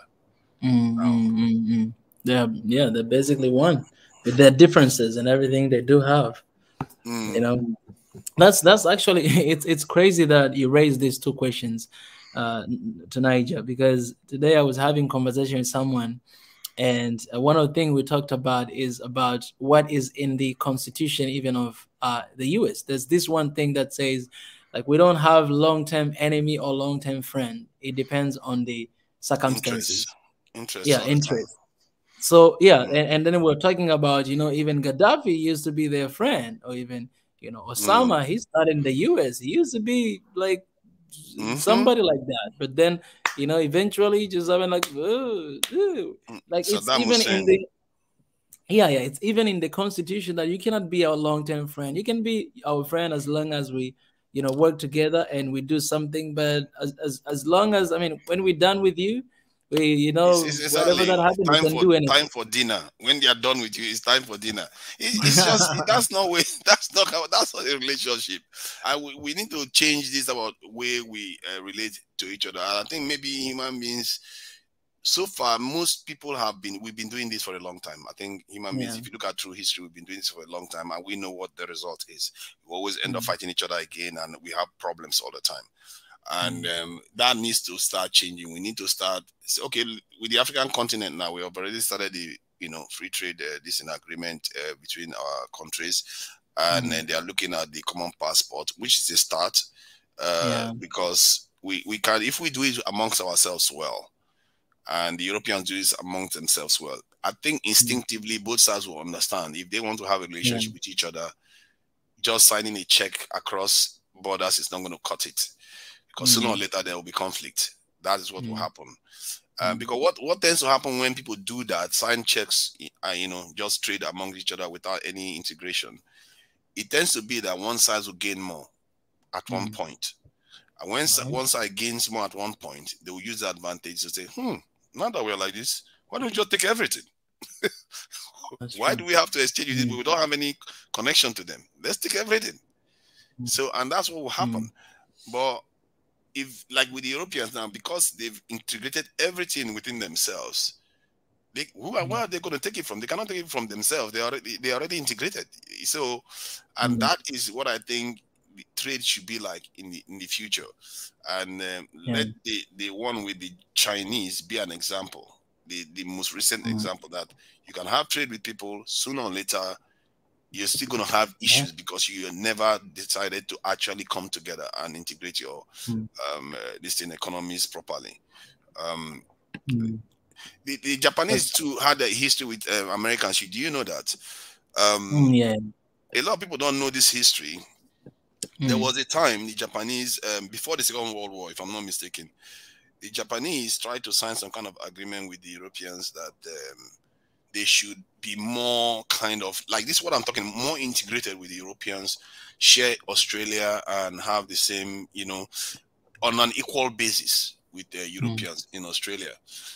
And they thought they had an agreement with the Europeans. And at the last minute, the Europeans came in and like, no, we are not going to do it. And within a decade or so, you had a world war that led to the nuclear weapons and all the rest of it. Because I think what the Japanese found then was that these people don't see us as equals. They want to get one over us. And they took the lessons from that, like, okay, it's war to the end. And they too built their own military machine. And before you know it, there was the World War. And it was a bitter war that took 2 nuclear weapons to stop it. So it tells you that whenever people try to come together and one side rejects it, that side doesn't want to eat. They want to eat you later. That's what they're after. They want to eat you later. They are not interested in that. Mm. So this is kind of history. When I heard that, when I found out about that history, I was like, why didn't they talk about this a bit more? Mm. Because people just wonder, why did the Japanese just start attacking Americans? Mm. You know, in the Second World War, it just didn't make sense. It doesn't add up. But they did, because there were a lot of Japanese people in Australia. They started expelling them, and they stopped many of them from returning back home. The Europeans started doing that to them when they thought they had a good relationship with the Europeans. So, man, history, if you look at history, the people that run the world today, they've not set a very good, they don't have a very good relation, this in a reputation for being honorable at anything. So, and the only way they can is if you integrate your systems with them. And that is how it ends. So, okay, look at today now. The Japan and the Americans, they are like body, because they are very close. That's why they're like that. So it just tells you, and it's common sense, to be fair. When you think about it, it's just basic common sense that if you keep, treating the other side as if they are different from you, the nature of human beings is that they will compete and they want to do you in.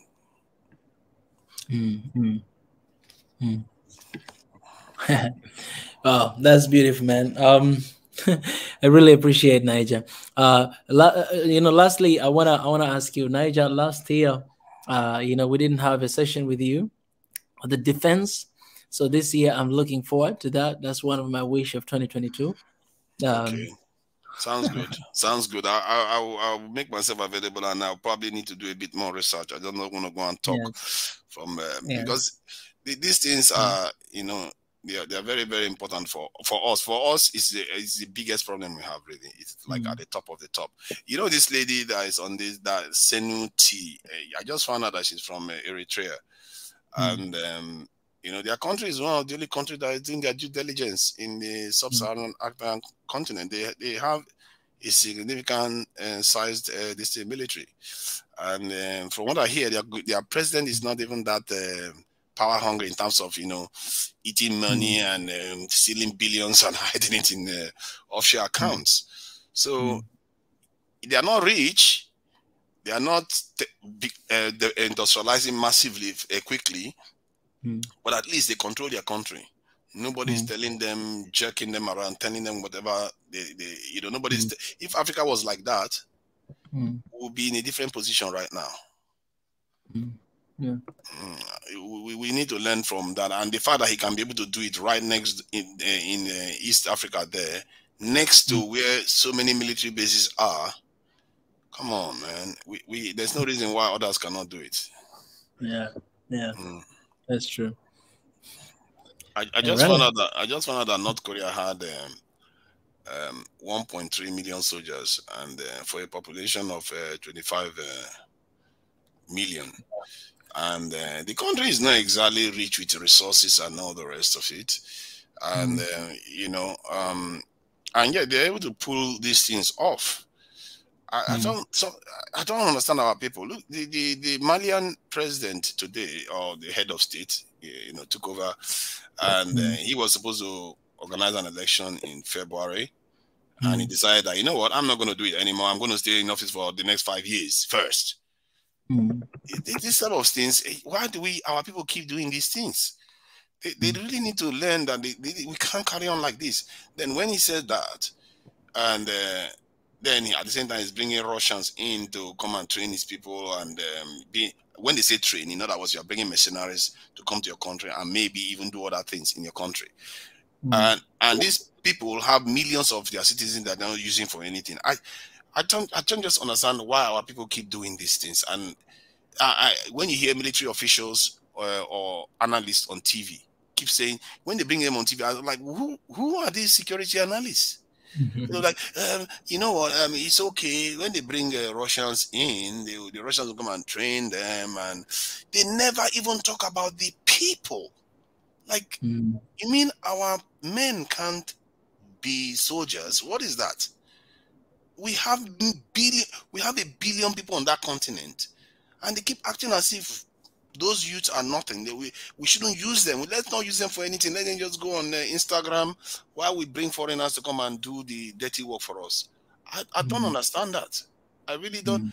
That bothers me a lot, and I really think somebody should look into that, because why do our military analysts always feel like foreigners are the ones that can solve our security issues?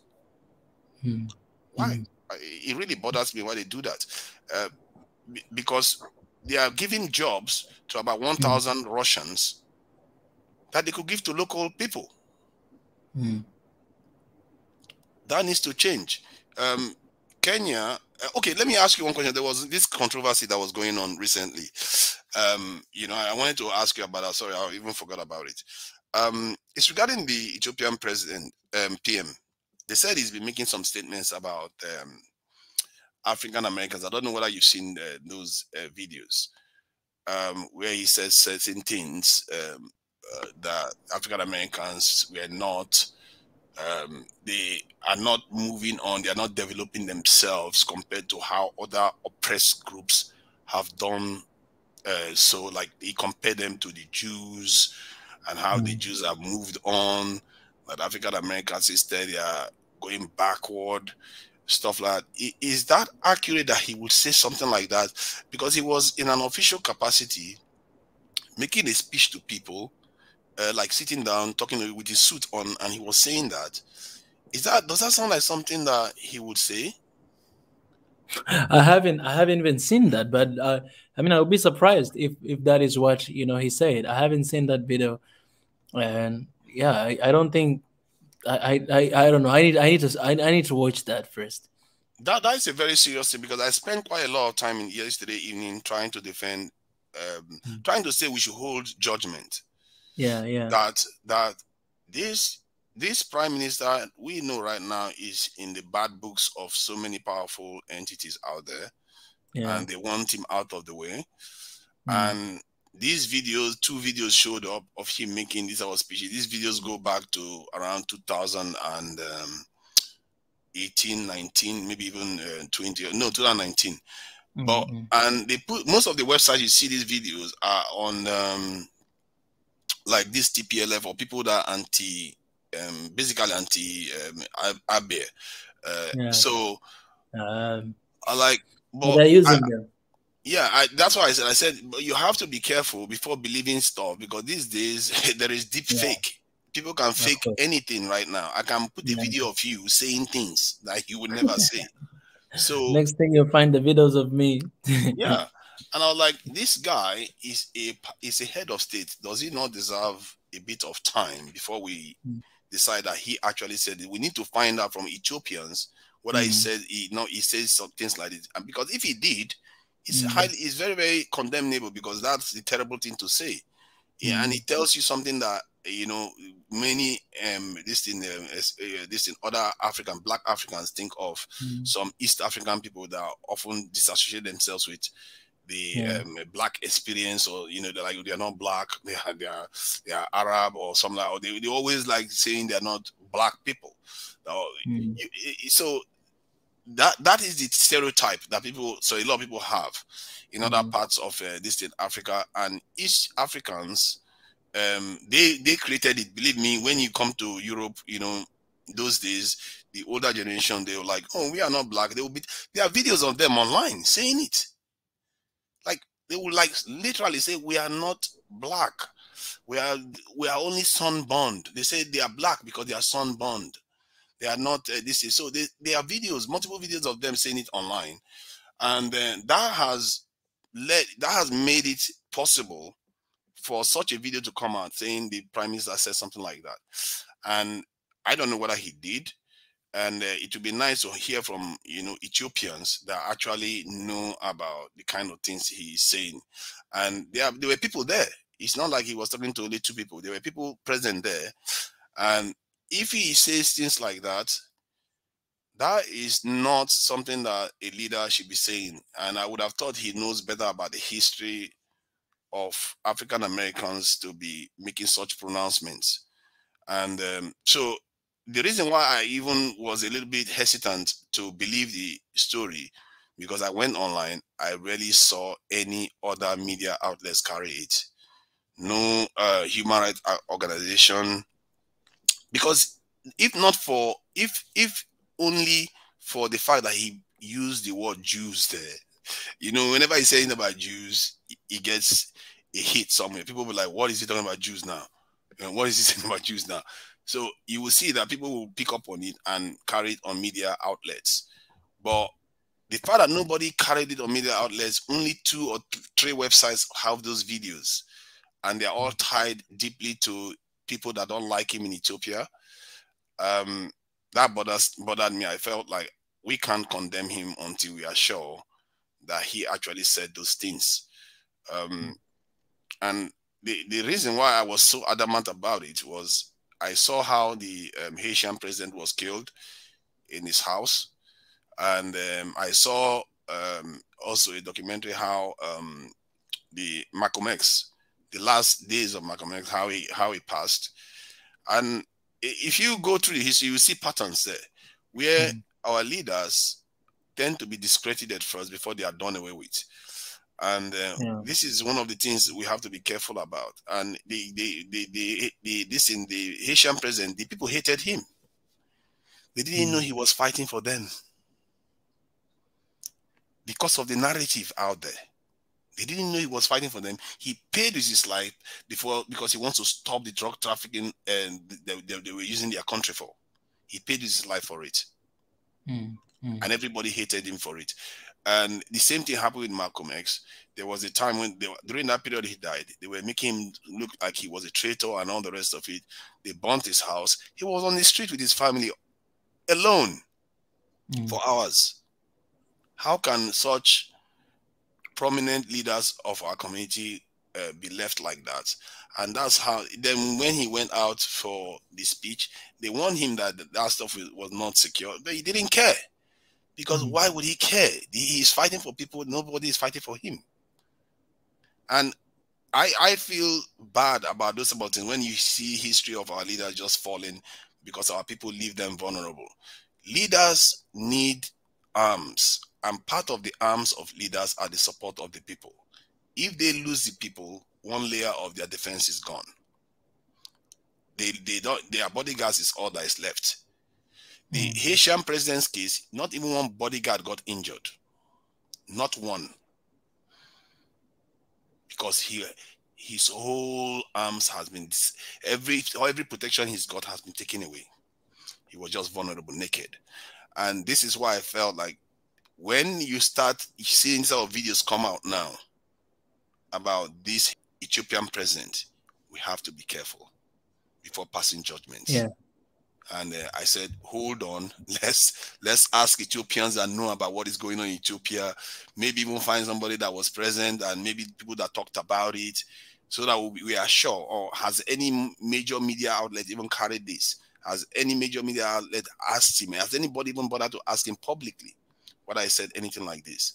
So the reason why I've been sorry about this, the reason why I've been going on about it, because there's a lot of people that are extremely triggered by this.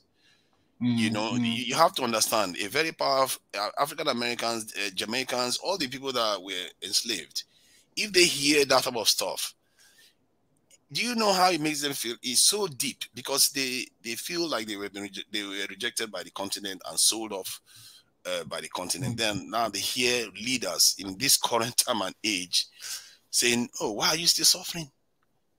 And comparing you to foreigners, which the whole argument is so silly. Even when you think about it, you can also argue that, why is Africa still suffering?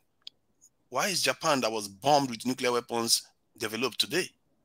Were we not the same time? Were we not at the same level? Why is Africa still suffering? Why is Japan, this in China, doing well today? Were we not we did not oppress too? So you can argue that the whole argument is wrong-headed if he actually said that. But I said, for a man in such a high office that needs his people's support, that maybe even need the diaspora support, we should be careful before we turn on our own. We really need to be patient on our own people here. This is what I mean by being immune to division.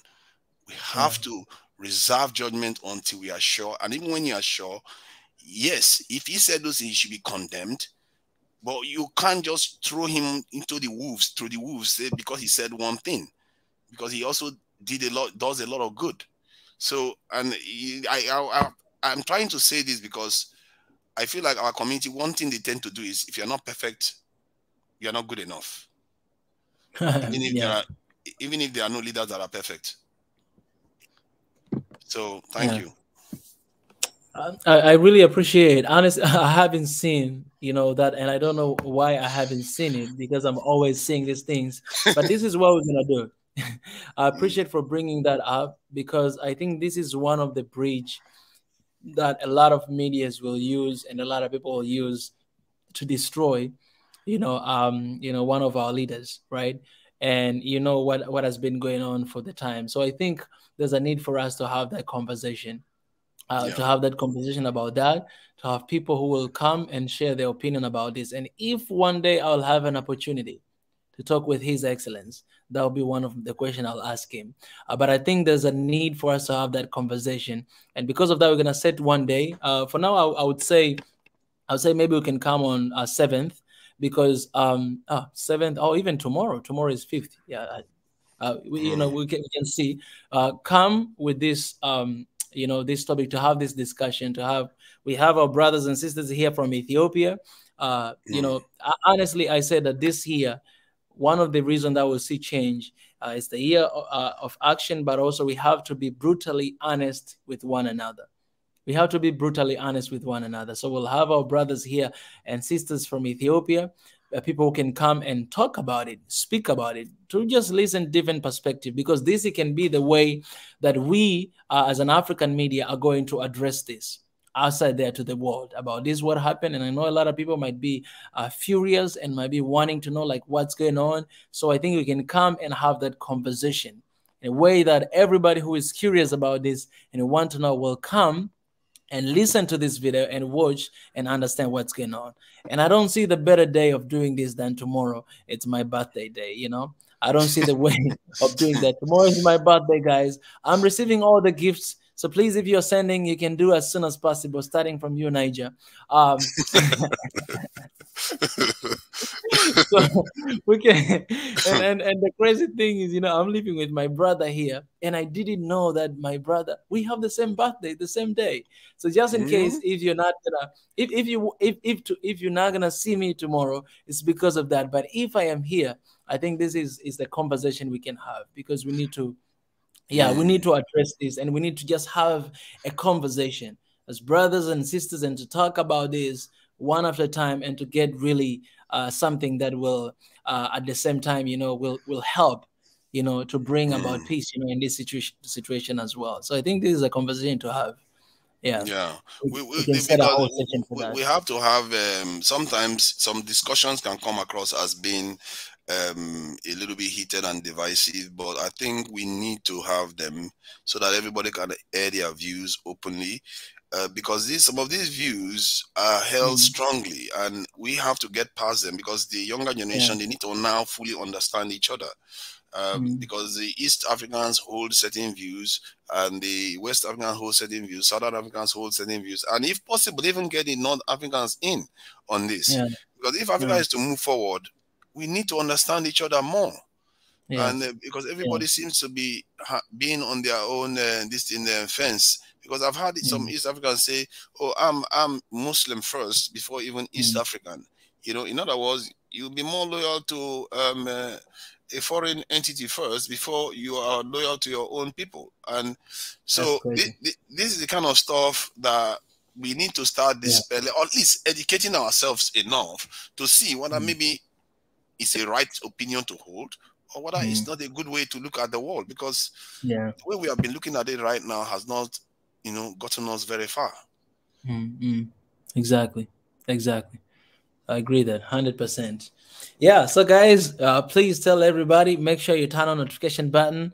Whenever we are going to have this conversation, you will see the thumbnail of the video, you will see the title. So call everybody, and we're gonna come to clear a lot of stuff here, and we need to address that, and it's very important. Being brutally honest, it means talking about things that we are uncomfortable of. We all know nobody's perfect. We all know everybody makes mistakes, but we need to have conversations, like that in issues like this. Yeah, because one day, I don't know, I actually need to go through my YouTubes because I have a lot of videos in the past. I need to go through that, before people they get into them. Yeah, if you have said something, then you're gonna have to answer for them. See, Man, I have, yeah. that could get heated when that, because yesterday it was really really heated, especially if the people that he was referring to were present. If African Americans were present, they are not. They were so unhappy about that. To them, they felt so, because they were showing videos of African Americans coming to fight for Ethiopians about 100 years, 80 years ago, when Ethiopia was at war. African Americans were queuing up. If a president of that country is saying this, you know how heartbreaking that is to them. Some of them were like, they can't believe what they are hearing. You see what I mean? So, and yeah. I thank God. If it was a Nigerian president that was saying that, that would be, I think the internet would have broken. I'm telling you, because we are the ones that were involved in slave trade more. I thank God Ethiopia was not. Because can you imagine the people that sold you away were the ones saying these things? Do you know how angry that will make this group feel? So it's a very, very tense discussion, and I really wish that somebody, like when you go away now, please, I know maybe you have some contacts with Ethiopians, find out this information, please, because I really want to know whether it's true, because I don't want to come and start saying, let's give him the benefit of the doubt, let's give him the benefit of that. We are not sure. We need to be sure of this information, because if it is true, at least then we can now start saying, okay, this is what needs to happen and this is what needs to happen. But if it's not true, then it needs to be dismissed outright. You know, because people are upset about it, and I will be going back to some of all those places and telling them, you know what, that thing doesn't hold merit. There is no truth to it whatsoever. And because our family, the family that we have around the globe, we need them all. We need them all to be able to achieve what we want to achieve. If we have our groups feeling marginalized, feeling angry, we all know what happens on the continent when people do that. You know, there's always problems when we do that kind of stuff. And any leader, like a Nigerian president once said something recently that I was very angry about too. And not because my feelings were hurt, but I felt like he is completely responsible for doing that. Because he said something that could have led to a security problem in the country. When you marginalize people, it's a security risk that you have created for your country. Ethiopia is a clear-cut example with the Tigrayan issue right now, because they will take up arms and they will become instrument of foreign forces to destroy your country. Because he said something about one side of Nigeria that generates natural resources. Can you imagine if you were in your town is generating the resources that is generating maybe 80% of the income of the country, and the president, then you just went to a meeting and said, you know what, since our place is generating so much money for this country, then a former president just jumps and say, oh, now you go on again. Now you go on again. The resources doesn't belong to you. The resources was created by God. It belongs to the whole country. It's not only yours. Can you imagine when somebody tells you that the resources under your feet, that is destroying, when they take the oil out of the ground, it destroys your whole neighborhood. And your whole, when they are making money from your place, your whole environment is not well developed. You are feeding the whole country, but you are living in hunger and squalor. And a former president is telling you that, oh, the resources doesn't belong to you. It belongs to the country.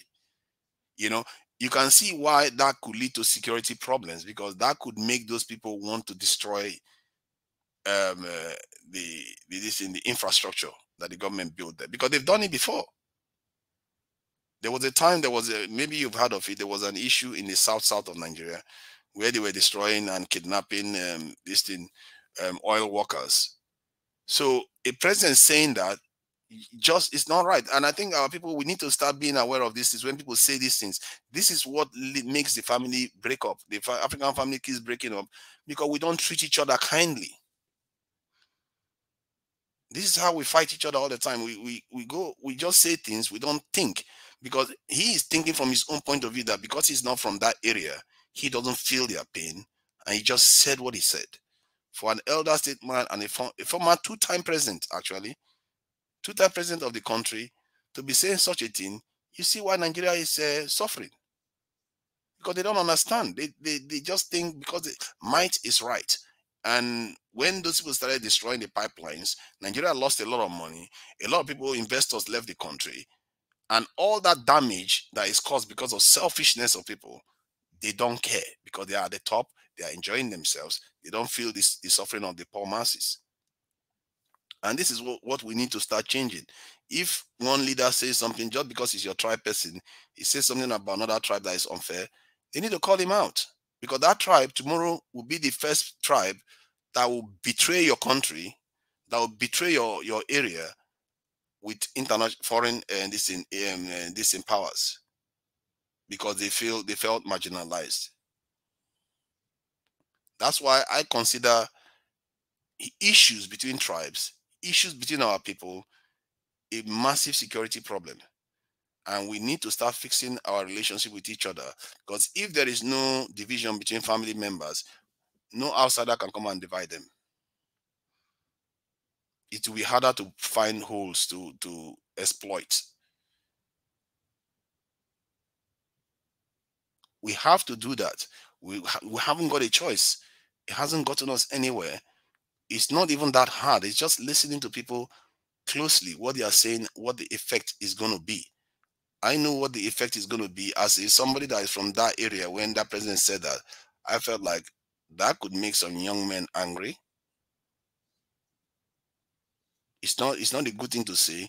And the same thing goes with this our statement that that's alleged statement that the Ethiopian president made. If he made that kind of statement, that's a security problem.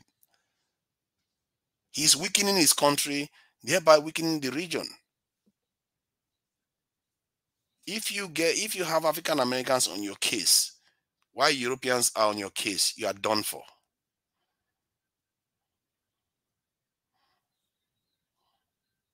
Because they feel justified. They came to your country and shed blood for you. You didn't beg them to come. They came to help you.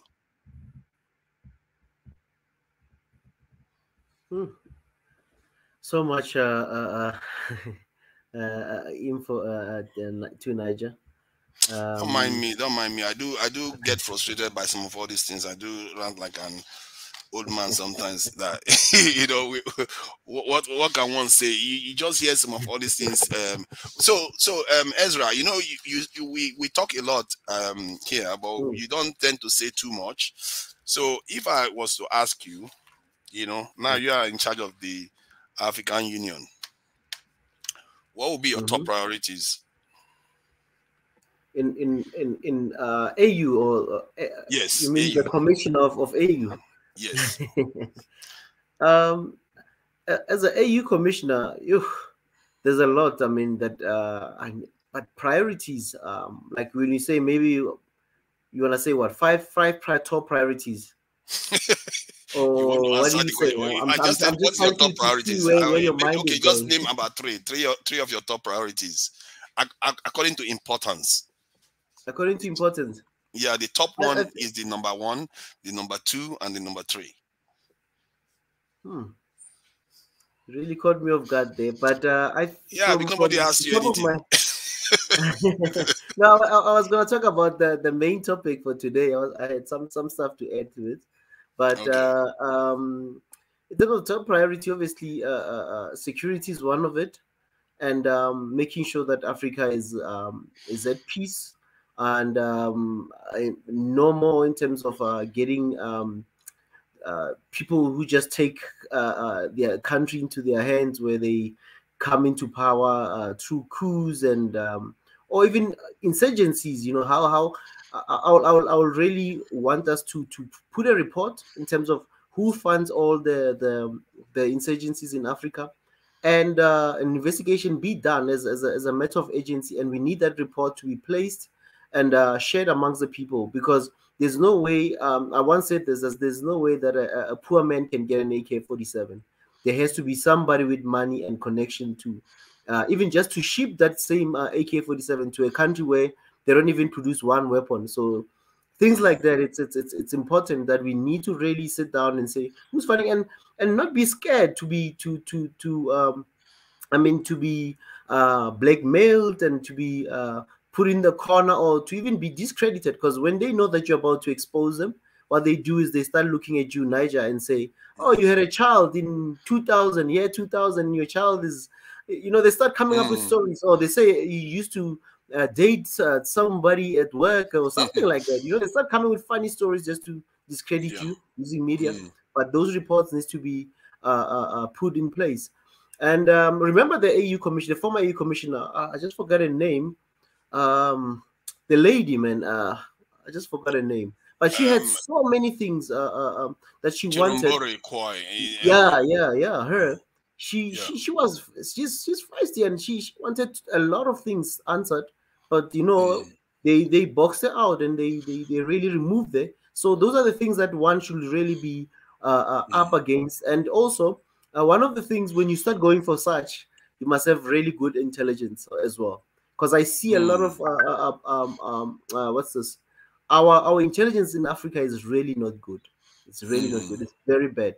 And also our intelligence, some of it's easily bought. That's why maybe people think with their stomach they spill information to the wrong people, or people who have interest to remove others so that they can continue benefiting and all those things.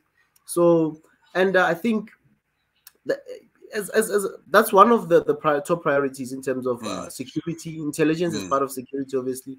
And I pull out a report in terms of who's funding all these ongoing wars in Chad, in Darfur. Why there's never ending wars in those places? We need to really have a proper investigation, and we really need to know as Africans, because we cannot have an AU that's just something. It looks like a back office, of the continent. It really, sorry to say this, but for many people, they don't trust it. For many people, they don't understand what is their role. They just feel that there's war. We hear of wars of other countries. We don't even hear the commissioner coming forward. We don't really get a statement where across also our continents, our countries, we can hear the same statement from the commissioner saying, this is the plan of action, or we are calling on all the countries to come together.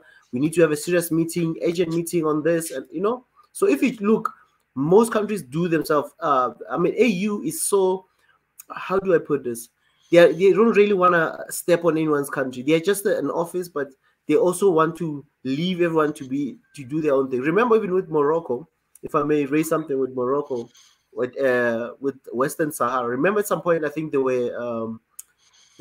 membership was put on hold because of them claiming the land there in Western Sahara, and other people claiming also wanting independence from them and saying this is their land and all that stuff. So if as countries we can really be serious and say we raise information when we need to know all these things. Every country needs to account to AU. As much as you're a president, you need to account. If there's a problem with something that's happening in your country, you need to come and account. And if somebody becomes a president through coups, you need to come and tell us why did you take power. And again, you must make sure that the elections are maybe organized as early as possible, so that at least we can say something about really the masses, that the really masses are really angry with the president. Because leadership and people protesting is also a different thing. And how media plays all these things. How they will make sure that they'll show all the broadcast. The protesters to make it look as if the country is burning and all that stuff. And meanwhile, other people are just sitting and saying, we are wondering which news are we watching? Which country do we live in when we hear stories of things like this happening? But I got one and two. So the third one. Yeah, I said security, right? Yeah, he said security. Obviously, reports in terms of on conflicts. Yeah. And third one. You see? Third one. Oh, okay. The third one will be mostly economy. even though the AU seems like it doesn't have a big role in terms of how as Africa we run our economies. And again, I'll say the economy, because it's the structures of our economies are the main causes of why people are leaving this continent. And how do we really modernize our economy so that it can really be formal? Because a lot of our countries, we have a lot of informal economies. We think it's an economy, but it's mostly informal. And the real formal economy is so small that's why it's not catering for a lot of people, and it's not growing, or it only caters for few people, and they keep on becoming very rich and very rich because they own a lot of industries, you know. So yeah, that's why. See, let me grade you. I think that if I'm to grade you, I'll grade you A, for everything you said. And because I think they are very, very high level kind of priorities, which you would think most African, anybody in the African Union will put at the top. However, question now is, okay, let me ask you a few questions. I'll say, okay, yeah, all these are laudable goals, but what if they tell you that you should stop, that you shouldn't? Somebody comes and says, if you carry on with this nonsense, so and so is going to happen. Your family member is going to get hurt, or you're going to lose jobs. What would you do? I think, you know, Niger, when you step into such roles, it's either you are willing to die for a cause. Like during apartheid, a lot of people that really stood up against the system, they know that they are fighting a system that's really going to kill them. Even when you look at the history of Black Americans, those who stood really knew that it's either I'm going there. If I die, I die. If we succeed, we succeed. But if we are taking leaders, some leaders are going there for their stomachs, thinking, "Who, my children and all those things." Then forget. You are going. The politics will swallow you. That's why in politics, some of the things I think I said something a while ago, that in politics there's no permanent friends and there's no permanent enemies. You know? Yeah, but the question is also, you might be willing to sacrifice yourself, but would you be willing to sacrifice your loved ones, other people's life for it?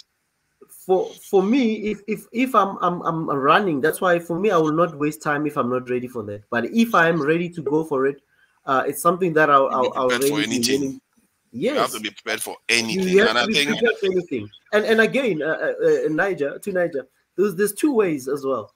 There might be those who threaten you, and there are those who might stand with you. If you don't do what you need to do, they'll also might take you out. So either you have to stand for something, or stand for on one camp or the other. That is a very good point. I give that one to you. That's a good point, because you have to have both sides pushing you, and because what you tend to find is that I feel as a lot of people go into these positions not knowing exactly what they are walking into, and they go there, everything they say they capitulate because of such questions. Because they find that, oh my God, the price to pay is too heavy. I might lose this business that I've taken decades to build. I might lose family members. I might lose this. My secrets will be out. So then they just give up. And it means we have to have a breed of people that understand what they are walking into, and the challenges that they will face when they go into these positions, that is beyond anything that they know, at least we consider as our everyday lives. We don't understand, most people don't understand the costs such high positions, high offices hold. And so we need to understand that. I wanted to ask one quick question again. Can I add something before you ask me there? Go ahead, go ahead. And again, you know where people get paralyzed in leadership. You get paralyzed the moment you start running for office. That's where a lot of people get compromised, they get paralyzed to even act when they're in power. It's because, especially with such a position like AU Commission position, or that's top structure, you know that it's countries that are involved. Imagine now if Nigeria is supporting my chairmanship, maybe Ghana, maybe South Africa, maybe DRC, maybe Egypt. I'm looking at those nations. I'm looking, their big economies, influential economies. Wow, I will not want to tamper with anything that President Buhari might be doing in his country, because I'm thinking, hey, maybe second term I still need that influential leadership, and that's why some people get compromised when they're in power. Even when they see something wrong, they'll turn a blind eye, as if you know how elderly people sometimes they start looking down as if they drop They something, didn't see it. but there's something going on right there, you know. That's what they call strategic ignoring. They just strategically ignore it. Like, it's not there. I didn't see anything. I didn't see anything. I didn't see anything. So the question I wanted to ask you said something about our secrets being easy to sell.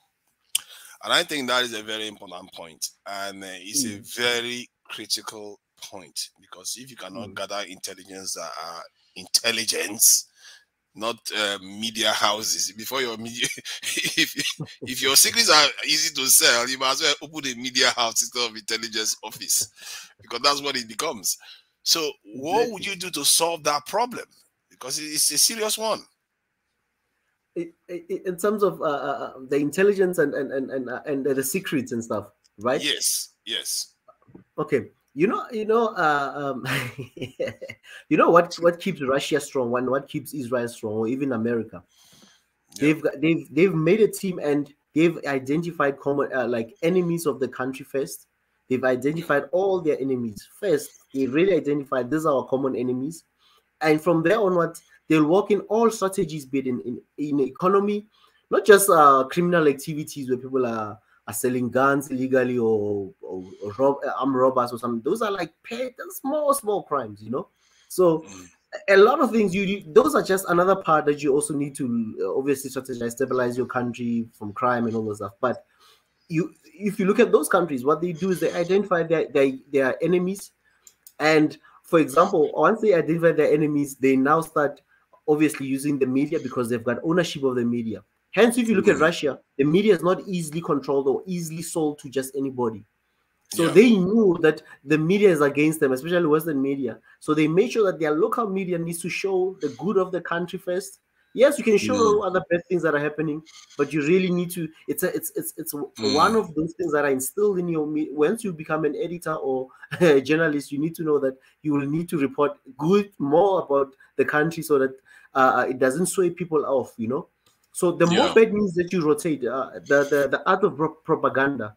That's what they are using. As you know, there's the art of propaganda that you repeat the same story so many times. Like Africa, they repeat poverty and war so many times in such a way that no one just sees Africa as an attractive place to say, I'm going to Africa. It will take somebody to be there on the ground or see a few videos that they can say, wow, there's other things that are happening there. So media will be one of the strategic things that I will need to have some form of control in. If let's say I'm a president now, because with the AU Commission, you can't really do much. You can't interfere. But the operatives that will sell their intelligence. Let's say you go to because he said something about gathering intelligence on the continent and finding out who is causing all these problems. So when you send these people out, what prevents them from selling their information to outside interests? Why would they not betray you? Why would they not sell this thing, especially when there is so much money to be gained from it? Do you have anything that you can suggest that can prevent or ensure that whatever information they have, it remains an intelligence? I mean, you know, one of the things they do, right? But I'm revealing something. Like some of the things you literally have to take good care of your people that you put on such matters. And also rotation. What they do is rotation. Intelligence, you do rotation. You don't really stick to just the same group. If let's say I'm putting in intelligence, especially intelligent people just think it's all about spying. It's more than spying. You know, just for me to come to your country as a president, it's also intelligence. I'm here to learn something. I'm here to see what's happening in your country and what's making your country successful in 1, 2, 3 things. It might not be there everything, but when I'm coming there, it's also a strategic move to see how good your country is. And before, that's why every president, before they go, they have people, informers that will tell them the country's like this, you're gonna meet this. They prepare you first, they go scout the land. So intelligence is not always about spying and getting information, the bad information, all that stuff, but also just gathering information in such a way that let's use the best practice of each country, for example. That's also intelligence. you know. So So what do you all those think? things, you need to look at the bad and the good of how you can It just triggered integrate something them. in my mind. It just triggered something in my mind when you said a president goes out there, kind of, carrying on intelligence too. Would you recommend that all African presidents get training on intelligence gathering?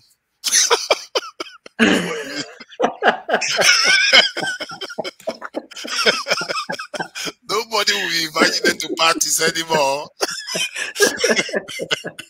You know, sometimes what they used to say, right? They say when some of the leaders are going, it's yes, they'll talk about trade and all that stuff, but they're also going to look after their interests. They also have houses in all those countries, or they've got investments, indirect investments.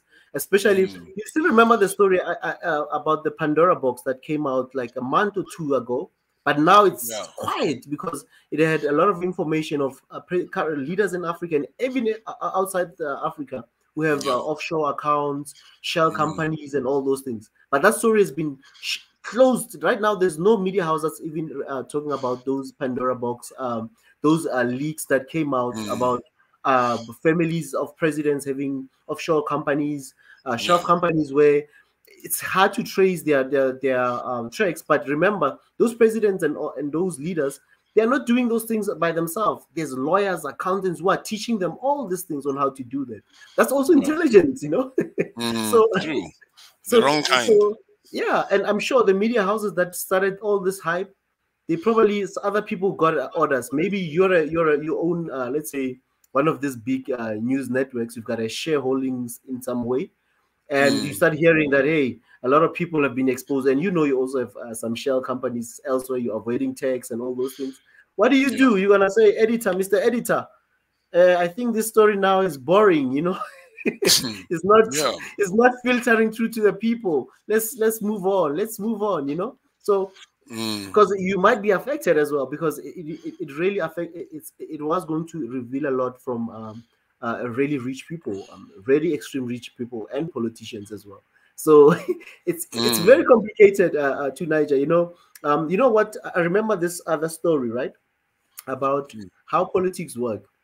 Like, for example, when now we are outside politics, it's easy for us because we have the freedom, But once you become a leader, more of a leader, there's a lot of instruction that you get, whether from let's say, for example, like now there's the pandemic, the COVID, whatever.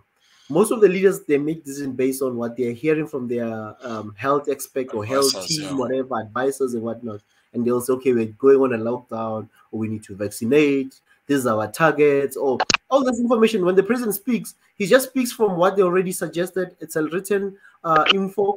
We need to vaccinate people within 3 months, whatever. And he'll come and say, as a country, the government decides A, B, C, D, but already has gotten some form of information elsewhere. He just needs to apply his mind to say, okay, I hear you, I agree with you, I'm going with this. But again, as I said, you still have a lot of people that when we are outside of power, the power politics, and now it's a numbers game and it's also alliance game, There's what they call proxy wars as well. They'll come into, even politics, there's also proxies. It's not just about countries, the proxy thing. In politics as well, there's also interest groups that will fund either your campaign, or they'll be with you, or they'll promise you that will invest when you become president, push this agenda for maybe vaccination, will come and build some pharmaceutical in your country. There's just so much, and you go with that because you know that you also, as a president, there's a lot of pressure from your community, from your country, to get more people working and growing the economy, or else your ratings will go down and people are complaining about you. It's just something else. So I think African presidents think like that. I think African presidents have pressure from anybody about economy and everything. They don't behave like they have that type of pressure. Exactly. That's one. To be fair, there's some truth there, but I'm sure a Nigerian president knows what pressure is when it comes to that one. But the thing is, okay, I think you have one of the things you said was about rotation. I get that, and that is a good one. The economy one too is another good one. I think the economy one is just to figure out a way to integrate the economies further, so that on the continent we can be able to trade with each other better. However, The security one at the top of it is quite interesting because you highlighted that one. And what you would do with it, I rate it high because you're actually looking at the security and say, okay, this continent needs to be secure. And but from what is on the ground right now, would you like to consider something like, or would you consider something like, like that silencing the gun, this is a policy, or putting a ban on armed conflict? This is on the continent. And another one is this idea where coups should be banned, and governments that get into power should be stopped from extending their term in office. So I actually call that a coup, and somebody used a term which is very interesting. He said we have to stop coups and democratic coups or constitutional coups. The fact that they use the term constitution, the guy used the term constitutional coups, he's referring to presidents that get into office and change the constitution to extend their term in office. And I think people are beginning to pick up on this. And those sort of things, to be fair, if let's say you get into that office now and you say, we're going to put a ban on this armed conflict on the continent, and we're going to put the instrument to deter anybody from doing that. If that is your only accomplishment, believe in me, you've accomplished that, and you've accomplished economic growth, you've accomplished so many other things all in one swoop. Because of security. Yeah. I was sorry to interrupt you there, but like as I said earlier, that's why for me, this is now personal. This is me, Ezra, now speaking. Or if I had to now go running for that office, the challenge as well to Niger, the commissioner for AU, they are very limited in terms of their influence. It's not as easy as I can say there will not ever be this, because it's a caucus as well. You need countries to buy into this. We need to vote on this. It's like parliament. A policy cannot just be a policy from the government. That's why a lot of leaders, when they come into power, we can come with all the strategy and say we'll create 1 million jobs, we'll create this and this. But when you come into the office now, there's structures, there's ways that your government needs to restructure for that policy to even work in that country. So also looking at the AU commissioner, they don't have the power to even say that. They can suggest it, they can campaign but for them to do that campaign, they need to go to member countries to say, buy into this idea. Let's make sure that these presidential terms are limited. But now you find that you've got somebody who's been in power for 30 years who's also pushing for your chairmanship in the commission. So you're now completed. That's why people get paralyzed with those things, Yeah, I get your point. But the reason why I asked you, let's say if you are elected, that means somewhere along the line, the systems have enabled you to be elected, which means something propelled you to be elected into that position. Support somehow got you there. And it means, because some people actually get support to do a lot of noble things, and they get there and they just change their mind, and because of one pressure or the other, they change their mind. And this is what I mean. If you campaign on these things and you got yourself there, to an extent, you've got a kind of mandate to be able to do some of those things. You always have those leaders that will, will not like it. Then this is why we need people that are creative and nimble-minded in positions like that, because you can now say, okay, yeah, you have been in office for 30 years, your term is fine, but anybody that comes after you you find that leader now will not have any problem with you going ahead anymore, because you are not telling him to step down. Even if he's been in office way more than his time. So you have to be creative so that you get your way, because the idea is to make it from henceforth. We don't want to have these problems repeating itself again. You see what I mean? Forgive the past. Don't go after the ones that have changed the constitution already, but prevent it from happening again. And military leaders, and this is why I talked about actually putting a ban, because people will feel like if you put a ban, that ban means a ban for a certain period of time. Some people feel so aggrieved that they feel like they have a right to respond by using arms or to defend themselves. But if you tell them that you put a permanent ban on being able to respond, they may reject it, because they will feel like, oh, you don't give us any other option. You're forcing us to go and talk to these people they will not let us win anything. So you have to be nimble about it. This is what I'm thinking, because I've seen a governor in Nigeria of a state, and he used a term. He said intellectual currency. That when you don't have actual money, you have to rely on your intellectual currency. So you have to start thinking creatively of solving problems all the time, because there are solutions. You just have to find them. And when you find them, you find out all the objections to such policy of no conflict on the continent objections will be answered, and then the stuff will go ahead. And that is the kind of nimbleness I would like to see. And you to be fair, the fact that you are sounding the way you sound very mature, I must say. And I don't know how old you are. You sound very mature about these things. I'm mature. I'm very mature in terms of. No, I'm well informed with so many things. I read a lot. Yeah. I interact a lot of. I've had my fair share of that life as well. I know people who are very much into it, who really love politics, who've given themselves, and they live and breathe politics, and they are in that environment. So. And I know how they talk and how they always see things. It's funny how they see things as well. And again, there was a speech, something to do with what you said about the term limit of president. I think President former President Robert Mugabe once mentioned it. There is a video on YouTube, but I'm not sure. I think I once shared it. I'm not sure if we will get. No, I'm not sure. It was a clip from SABC, the South African Broadcasting Channel. I don't know, His Excellency, if we can share this, and then after that I'll give Mwenda Tenzi to just have his point. I don't know if we will get copyrighted here, but it's a 1 minute clip. I'm not sure. That's the clip I just shared there. I'm not sure if His Excellency is still here, but I just shared it on the private chat. And he talks about it, why people end up staying way longer in power. And I'm also of the view that 2 terms, that's just me, that's an opinion. And I believe that 2 terms is right.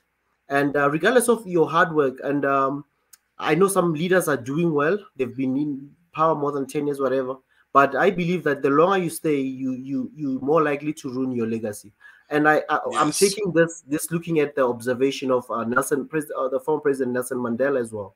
Now, President Nelson Mandela, how he beat a lot of leaders is because he wasn't hungry for power. He only stood in power for 1 term, which was only 5 years. And people still loved him. He left office on a high. People were still applauding, happy, Madiba, Madiba. People asking him to come to their nations. And he left on a high. And then the other people that came after him felt the heat now to really keep this economy growing or keep this country growing. So I believe that as a leader, if you're doing well in your nation, whether you're a president and stuff, you move your country from low income to a high income, leave it. Like, if it's time to leave, don't try to extend your term. Just leave and go sit home. You'll be celebrated forever in your country, even in your continent. But I see others end up ruining themselves. Like even former President Robert Mugabe, he was loved by many people, applauded by many Africans in the 80s and early 90s. Only when things started turning in the economy in the 2000s, then people started saying, hey, man, I think this old man must go home. They started looking for others. But all these years, they applauded him. They wanted him to come to their countries. Until you do one policy that is going to affect your country, you lose all your credibility because the media will hammer you. That is so correct, because in the UK here, you know what they say, because they don't have term times for leaders here. They don't have 2-term limit. I think they try to put it, but they didn't even do that. So they said all political prime ministers' term in office always ends in tears. That's the way they see it in the UK, because sooner or later you get unpopular. So you saw how they hounded Margaret Thatcher out of office. It always ends badly. Because the longer you stay in office, you get exposure, you have a lot of contradictions, things you came into office saying, you end up saying things opposite. So everybody like, oh my God, it's useless. So this, and that is why it's good to have terms. The only disadvantage of terms is that your knowledge that you've gained, the expertise you gain in the issues that you are dealing with, may have to start afresh again, and the new person that comes in may destroy it, and which means we have to have a way of continuity. Like in America now, even if they have terms, the presidents by and large follow the same policy. They just act as if they are not. They all. But did you see Trump turn against China? When Trump turned against China, Biden came into office. He's following the same policy anyway. It's not that different. It's very little shifts. It's like papering over the cracks. The paper over the cracks, and they say, by and large, 80–90% of the policies remain the same. So we want to have that. We don't want a situation whereby you have one person in office, the next person comes in, throws all the projects that have not been completed into the woods, and then start on their own again because they want their own legacy. That will lead to a discontinuity, constant turmoil in the system. I've seen that in the UK here, where sometimes the party loses office, the next party comes in, they want to alter an organization like the healthcare system. The healthcare system is always under crisis because of it. So you want a level of stability in organizations, and to be fair, most governments have it. This is why they have civil servants, and they run the system without necessarily getting caught up in politics. So I think that the two terms is a good one for Africa, but I think Africans sooner or later will have to come up with something even more advanced, because Africa is equivalent of a basket case.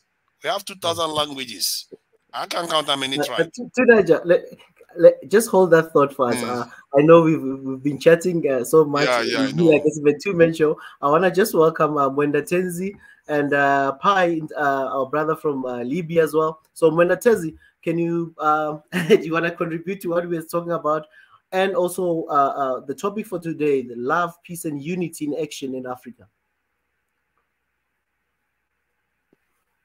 Yeah. Actually, I was following a conversation. I just entered the time when you're talking about the economy, about the formal and informal economy. But as for the topic, what the topic was, love, unity, and peace and action for 2022.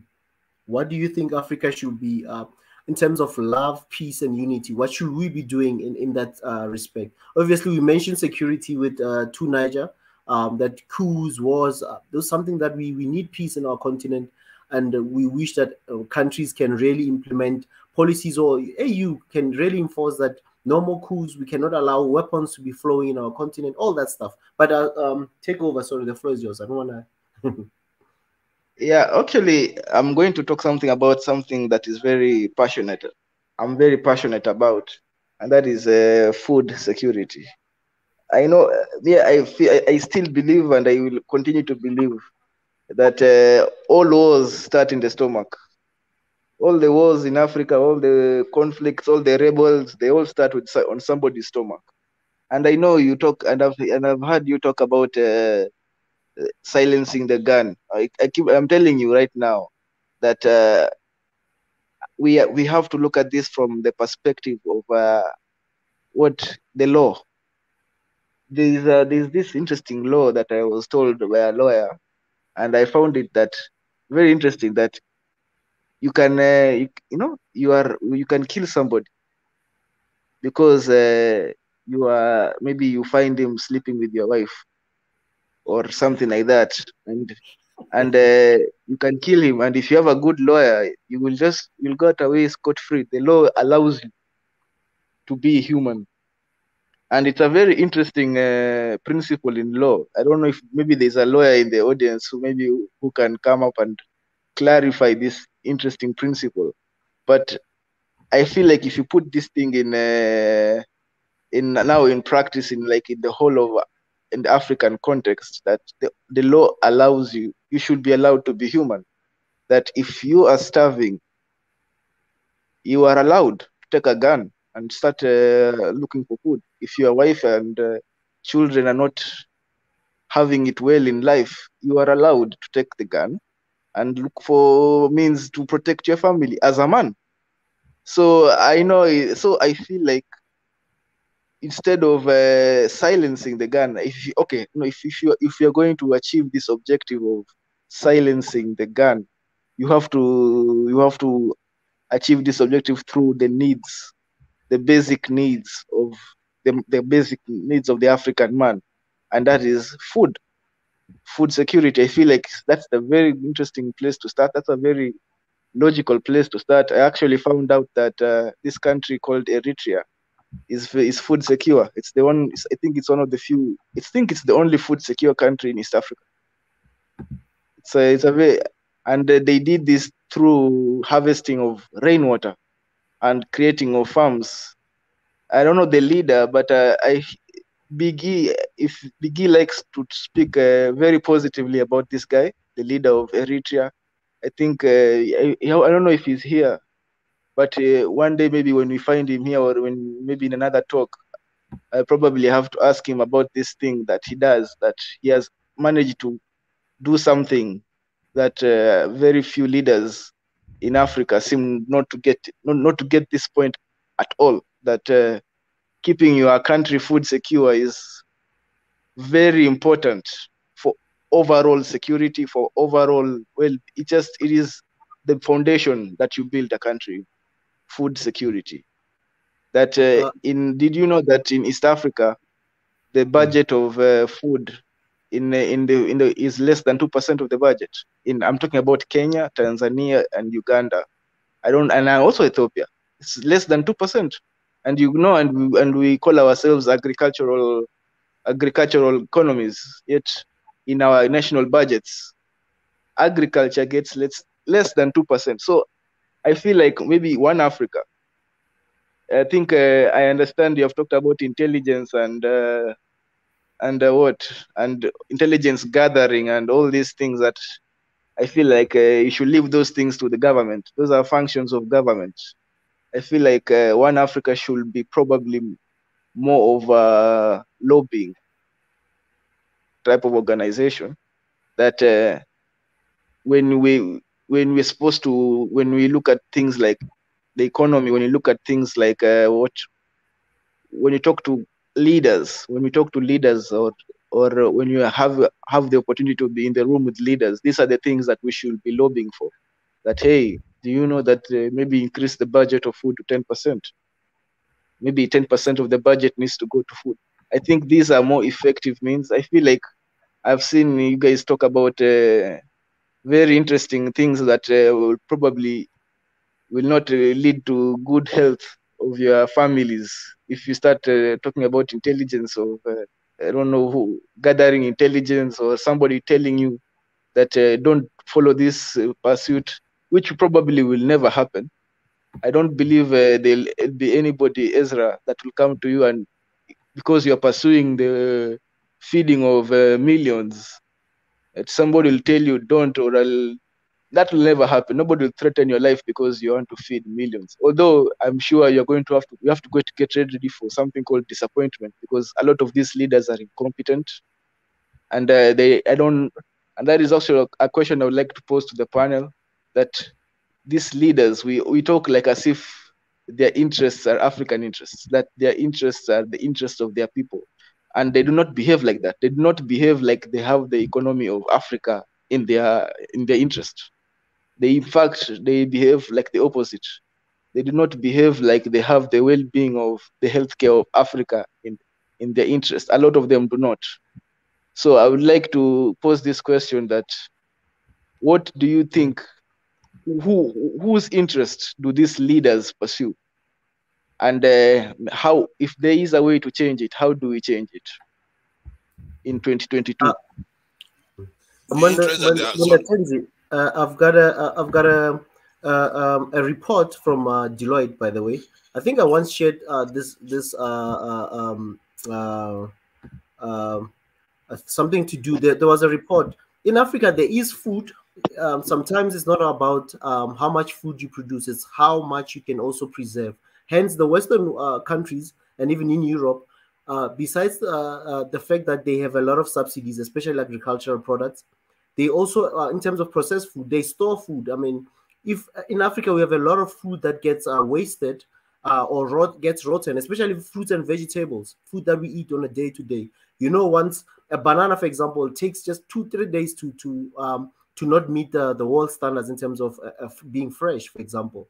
So, and we have a lot of that. Let me just try to get the document. I'll share that document just now. It was a document that was a report, in fact, that was done by Deloitte. Where is this thing? It's much.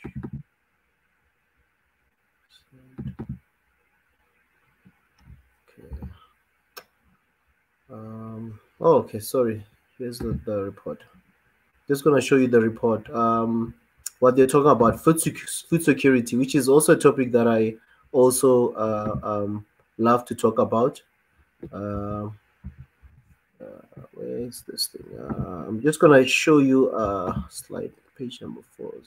Summary, page 4. Okay. Just do this. I'm just gonna try to see how far I can go with this. Okay. I'll probably share this with everyone. I don't know if you guys can see on your screens. Can you see this report? Oh, come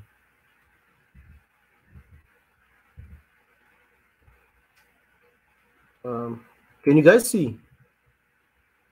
Yeah, I can see it, but the fonts are small, so you may need to zoom in. And now? Getting bigger, but not big enough to read. Okay. So I'll you can tell us what it says anyway. Yeah. Okay. I'll just read something about just a small segment of what the report found out about sub-Saharan Africa and food. They say it says the amount of food lost each year due to post-harvest loss is enough to feed the total number of undernourished people globally. In sub-Saharan Africa alone, which unfortunately is home to over 230 million people suffering from chronic undernourishment, 30 to 50% of production is lost at various points along the value chain. Efforts to reduce post-harvest loss thus provide an attractive opportunity to improve food security across the globe, but especially in sub-Saharan Africa. A range of solutions exist that address post-harvest loss, but there is no clear consensus for which are best at effectively reducing losses.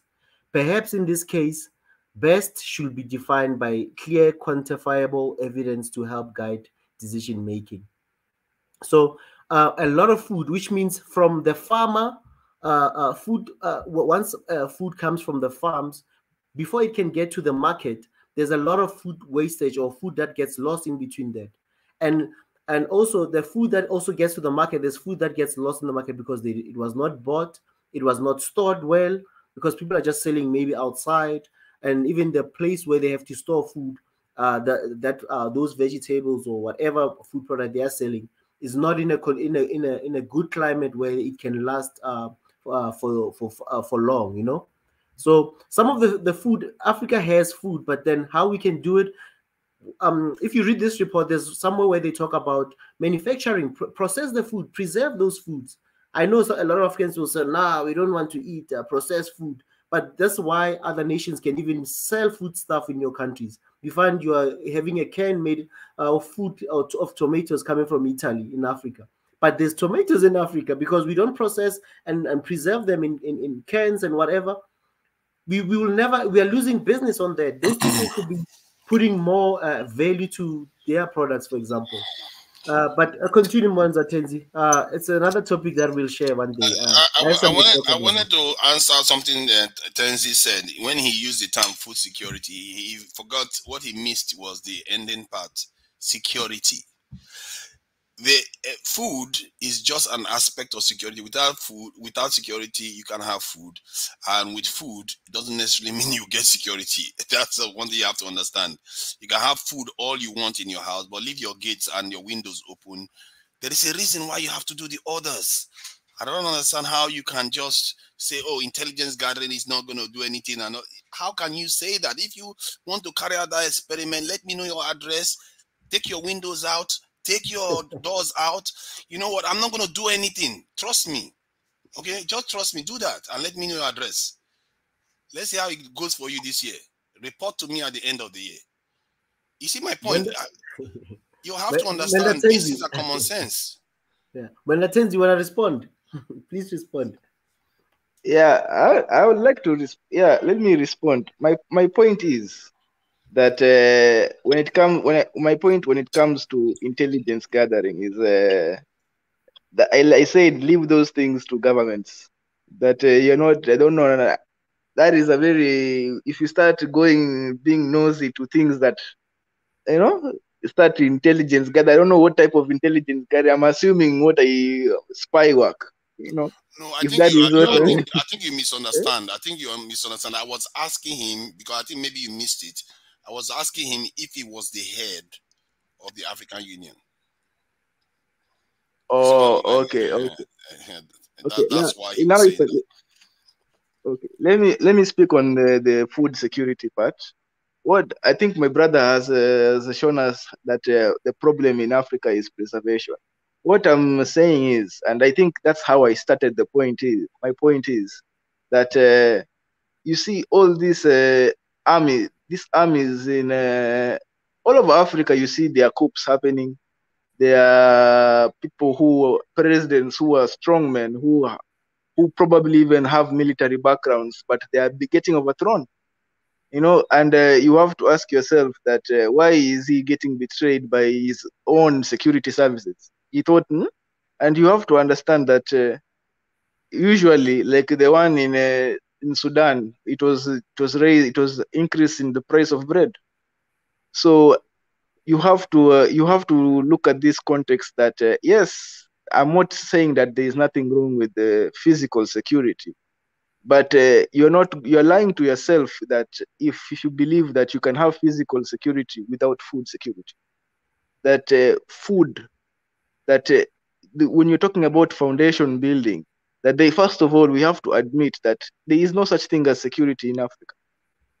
Let us admit that yes, there is a presence. So we're already operating in a place where security is not is scarce. But so let us admit that hey, before we start talking about this type of security of military and giving government, and I still believe that this still goes into the role of government. Maybe what we can do as civilians, because I don't want to give governments security. I don't know anything about security advice. The government knows about those things, but I can tell you about food, because I think that is where I'm very specialized in. So when I speak about food security, I feel like I'm talking to something that is achievable. That you cannot, I don't know how you're going to convince a government to start investing in nuclear weapons. I don't know how you can, I don't know how it is. How do you even start?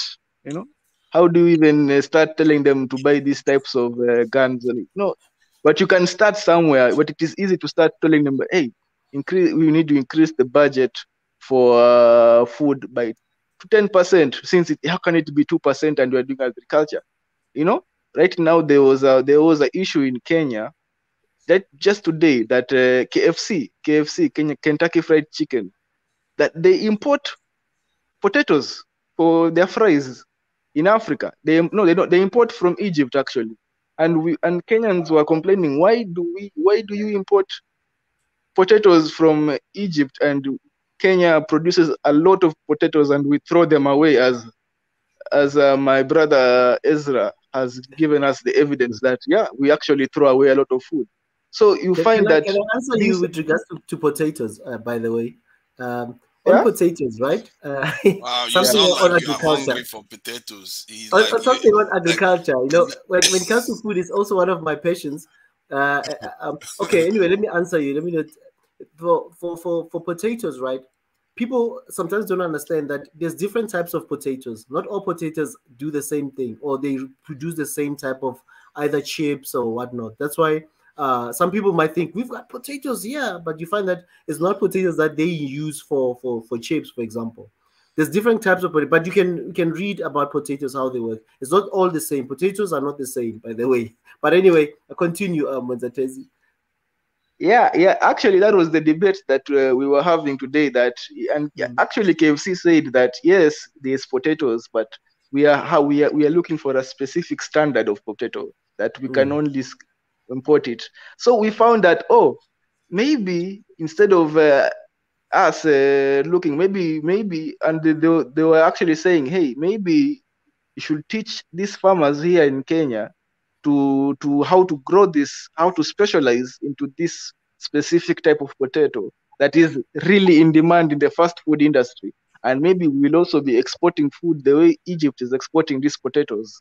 So I find that you find that there are a lot of solutions and feasible solutions, like practical, that when we talk about it, we find, this is possible. Even right now, you see how much you have contributed. There are a lot of possible solutions when it comes to food security than talking about submarines and and other big defense budgets. That I understand their importance, but we have to look at ourselves realistically as civilians, us as One Africa. What can we do that is within our grasps? Okay. That was what I was trying to give up. You see, everybody he says he knows about agriculture and food security. It's like the saying, anybody that has a hammer, everything looks like a nail. If you ask a doctor, he thinks health security is very, very important. You ask a lawyer, he thinks law is extremely important. They are all very important. But what we tend to have, the problem that we're having is that we are not even allowed to operate in a common sense way because we are being disrupted because we don't have the defensive form of security. We are not talking about offensive security, we're talking about defensive, so that we have the space to be able to function. If your house is not defended from intruders, good luck going to sleep peacefully at night without expecting somebody to come and do whatever they want to do with you and your family. So this is what I mean. You can plan for food when your doors are locked, when everything is else okay. I'm trying to simplify it by simple logic of what we do every day in our homes. We don't open the front of our house and plan how we are going to earn living so that the whole world will be watching, and then the neighborhood thugs comes in and do whatever they like. If they do whatever they like, all that plan will be wasted. You have to understand that some come after the other. When you jump the queue and say, let's go and do the other one first, it's like saying, I want to go and work, put all my jewelries into my house, but I don't have any way to protect them. You are putting the cart before the horse. You have to do one first. Put your security at home first, then you can go and do the other one. That is how society works. It's so fundamentally simple. Okay, Tunaija, if I may ask, what is your solution? If now I can ask, because we have given our solution to the food part. Okay, please. The solution, I've been saying it 1,000 times. You have to have a defensive national security that protects your country to a level that allows you to be able to function. I'm not saying we should build the nuclear technology and be the superpower overnight. You just need a reasonable level of security to be able to have your own autonomy within your territory, like the way Eritrea has done it. Eritrea is a good case study. I'm not talking about his dictatorship. I'm talking about the defense of his country. You have to have control of your territory. If you don't have control of your territory, anybody can dictate to you what you should be doing. And that is the fundamental. I'm not, submarine and all the rest of it. If you need it, you do it. But you have to keep in mind the idea is to be defensive enough to be able to make common sense decisions within your country so that your idea, Tazi, will be possible. Anybody, the doctors will get good health care. The loans, the financiers that want loans to build this infrastructure will get their finances done, and their loan repayment will be stable enough because the country is not unstable due to lack of security. You see how one comes before the other. Once you have that, the rest starts falling in place. Right now, what we've done wrong is that we keep jumping the queue, want to build nice things, want to build nice schools, when the fundamental is still there that we have not done, because that will lead to, hey, suddenly anybody will just come and say, you know what, that guy that doesn't like your people, I'll give him guns and he's going to start a fight.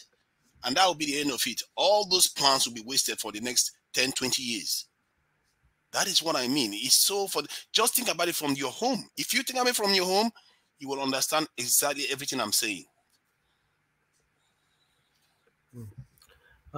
Thank you, to Niger. I want to give our brother Pi, Mr. Pi. Welcome, brother. Thanks for having me. One thing that I thought that was, I think important, especially in the new year, is the resolving of historical conflicts. Like, I feel like, I know it's easy to say, oh, we should just wait for our leaders to reconcile between like the different like ethnicities, tribes, etc., etc. But one thing that I tend to see that even if it's like on social media or in person or whatever, there's always someone there. They have like the two tribalists, like, oh, like you want to be the dominant force in Africa or whatever. But what I'm starting to see, especially I need to do more research about it. I'm not an expert, but they're trying to anywhere that's not anywhere that's like isolated, like in Africa, they'll just put all their military resources on like to that country. They'll give them their military resources, and they'll treat them as if it's a European country. For example, like right now I live in Taiwan. They have a top 20 military. Like the US, they always supply their military. And they're basically using them as like a mobile base against China. And I believe in a conflict like that, if China loses, they'll be able to take over China and be able to have control of Asia. But I feel like that might happen if we continue to like have these historical conflicts like between tribes. Like I think we shouldn't even wait until our president says something. Like we should be trying to reconcile between each other, whether it's like African American, African, West Indian. I know even in Ethiopia, there's problems between African Americans, Africans, and West Indians, like different types of Black people. Because here's the thing, like for example, like they'll probably try to do the same thing in Africa. I can see it coming already. They'll treat like because Somaliland are not recognized, they'll try to give them weapons, like the U.S. and Europe. They try to give them a bunch of weapons, set up military bases there, and then try to do some kind of false flag attack between borders, and then we have another conflict in the Horn. So I think like as far as especially in the Horn, like East Africa, like we should try to like get to understand each other. Like I know we were talking about the language thing yesterday. That's a good way of solving that. But just trying to solve the historical conflicts, like at least be able to talk about it instead of it just being some taboo that nobody talks about. And then there's another war. It's just like the repeating cycle over and over again. We have to break like the cycle of hatred. But yeah, that's my perspective. Wise words. I think what you said is quite wise, actually. Thank you, Pi. His Excellency, I don't know if you have something to add. I know the topic kind of went into now focusing more on security when it comes to the peace part of the conversation. And when Datenzi said food security should be the focus for peace. And to Niger says, I think intelligence, all that part, all those things. We are talking about your AU presidency. That's the important topic.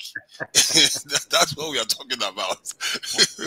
It's a very important issue. We have to think about it. But I thought we had already concluded that the AU is not a very useful body. That's why we want him there. They don't have any autonomy. Like over That's what we 50% want of the in there. budget is funded by EU and US. You can't expect them to have any autonomy. They're basically using that See, the AU against us. I looked into that. I think the operational budget is contributed to by all African countries, 100% of it. Where the budgets that are contributed by external people are for the programs.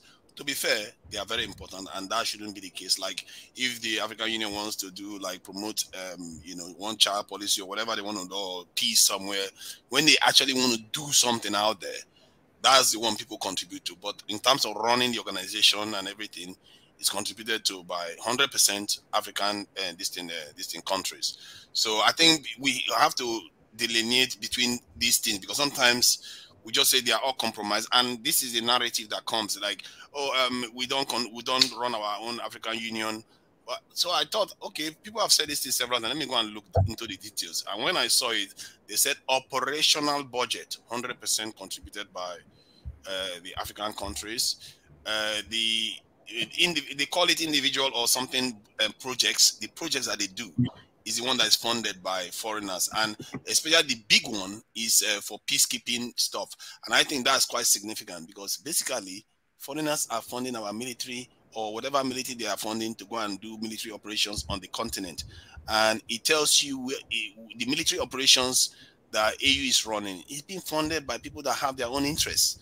And that is something we may want to take control over, because you don't want, anytime you want to, let's say the African Union wanted to intervene in Ethiopia, do you think America will support it at this stage? No, they won't. You see what I mean? Because they don't want they don't want that conflict to end the way it is right now.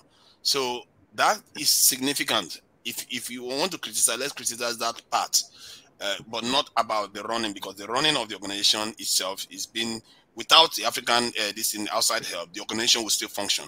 That's the point I'm saying. I'm trying to make. Okay, I didn't know much about that one, but I was looking at the Peace and Security website, and one of the budgets, and I was thinking, like, I was getting like a headache from, like, how is over 50% of this budget funded by the US and EU? And we expect Amazon, when they intervene, to do a good job. It doesn't make any sense to me.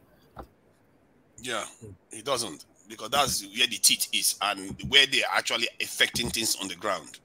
You can run all your secretariats all you want, but when it comes to actually doing stuff to help people of your continent, when the impetus is coming from outside, they will pick and choose where they want the money to go. And that is something we have to think about. And, we have to start taking control of these things. African countries are very reluctant to donate to anything. I don't understand our people. They tell them to donate 0.2% of this thing, of their budget or something like that. They don't want to donate. Just like they don't want to spend money on their defense. Like African countries spend 0.5% on average on their defense, while other parts of the world spend on average 2.something%. Are they stupid? Why is it that somehow we feel like we shouldn't have to pay for anything? I don't understand that. You see, these are the kind of things we need to be raising and understand why our countries are the way they are. Why are our leaders not telling us that this is what other people do? Why are we not doing the same? Your next door neighbor is busy buying all kinds of fancy these things, spending all kinds of fancy, putting CCTV camera in their houses and everything else. And you just come, you know what? I'll just put those this in twigs and around my this thing and create a stick fence. Yeah, when the talks come, they will come to your house first, because the other one is harder to cause problem in. So we have to realize that we are inflicting some of all these things on ourselves. It's not only our leaders. To Niger, thank you. Just hold the thought there. And His Excellency, I don't know if you there's something you also wanted to contribute there. Oh, yeah, I agree. I agree. I agree with I agree with everybody. And one of the things that we've always spoke about here is I feel personally, it's disgrace. We still have people dying because of shortage of food in Africa. I know it's rain thing or something like that, but I still think it's disgrace to having that in Africa. I think it's something that we can get out of that, but it's hard to start talking about how to develop our continent, our countries, if we still have people who are dying because of hunger. They simply don't have food, a meal a day. And we have Africa. We are blessed. We have, so many countries here in Africa that, produce a lot of food. Even in my country, right? I was so proud when back in the days. It was just like last year or 2 years ago. I think Zambia, Zambia or Malawi, if I'm not mistaken, they were going through something like that, and the president just gave a call to the president of, again, Zambia or Malawi, and said, "Hey, I heard that you have a crisis, food crisis. I will send some food to you." That was during the time of Magufuli, and he sent couple of trucks all the way to that country to bring that food. He was giving this testimony during the day of his funeral, and this shows that because of that relationship that these two countries has, he didn't even have to reach out to him and ask him that, hey, we have our people dying because of shortage of food. But the guy just gave him a call because he saw the news, and he said, I saw you have people dying because of this. We're going to bring you some food. And he was just free like that. He brought food to them. This is kind of, unity, kind of union we are talking about, right? But there's countries in Africa, they feel like we don't have food. Like there's no food security. They're dying because of hunger.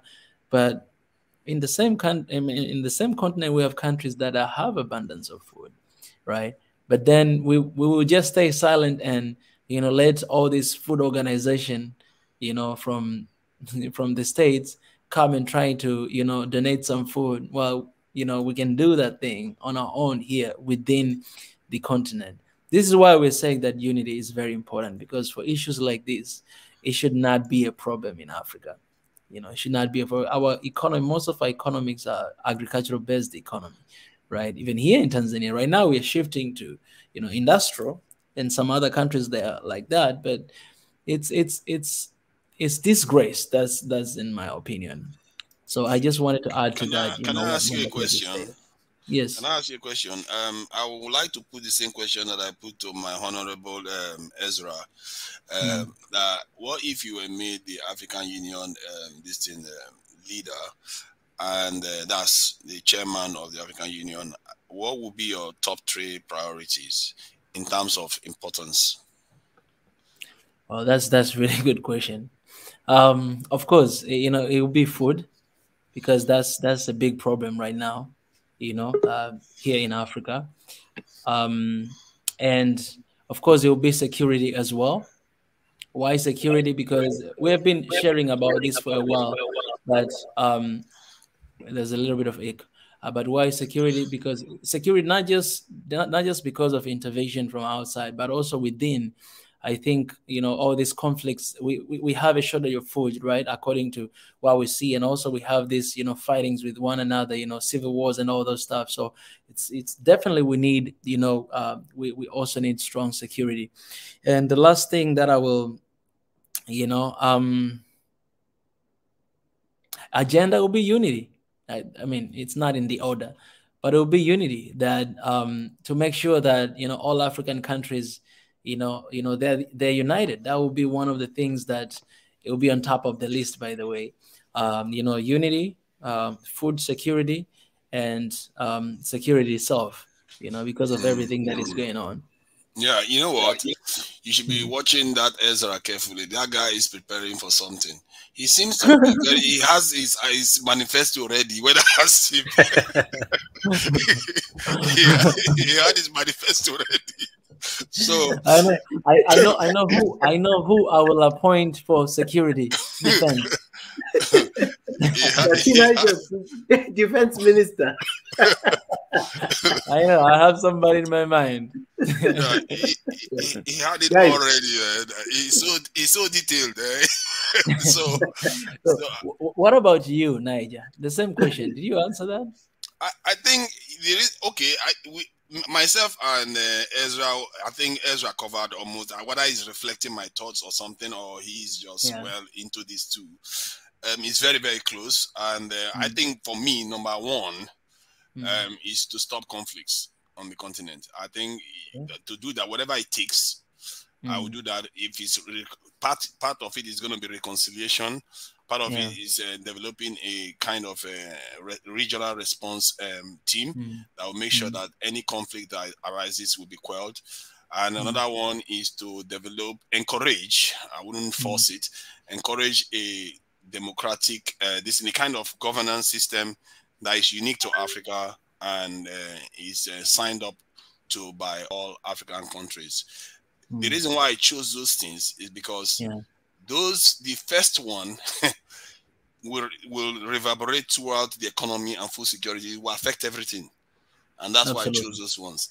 And the other ones will foment stability for a longer period of time. It will create stability when you have reconciliation, and then you top it up with a type of government that cements that, and then the civilization that Africans have been dreaming about will be created, and to be a transformational approach. To be fair, I never thought about it like that, but I guess I'm riffing off what Ezra said. So, but I think that is a good thing, because I say this, I didn't even mention economy, I didn't mention food, because I know once we have these things, those things will be in place. They will work. People will go to market.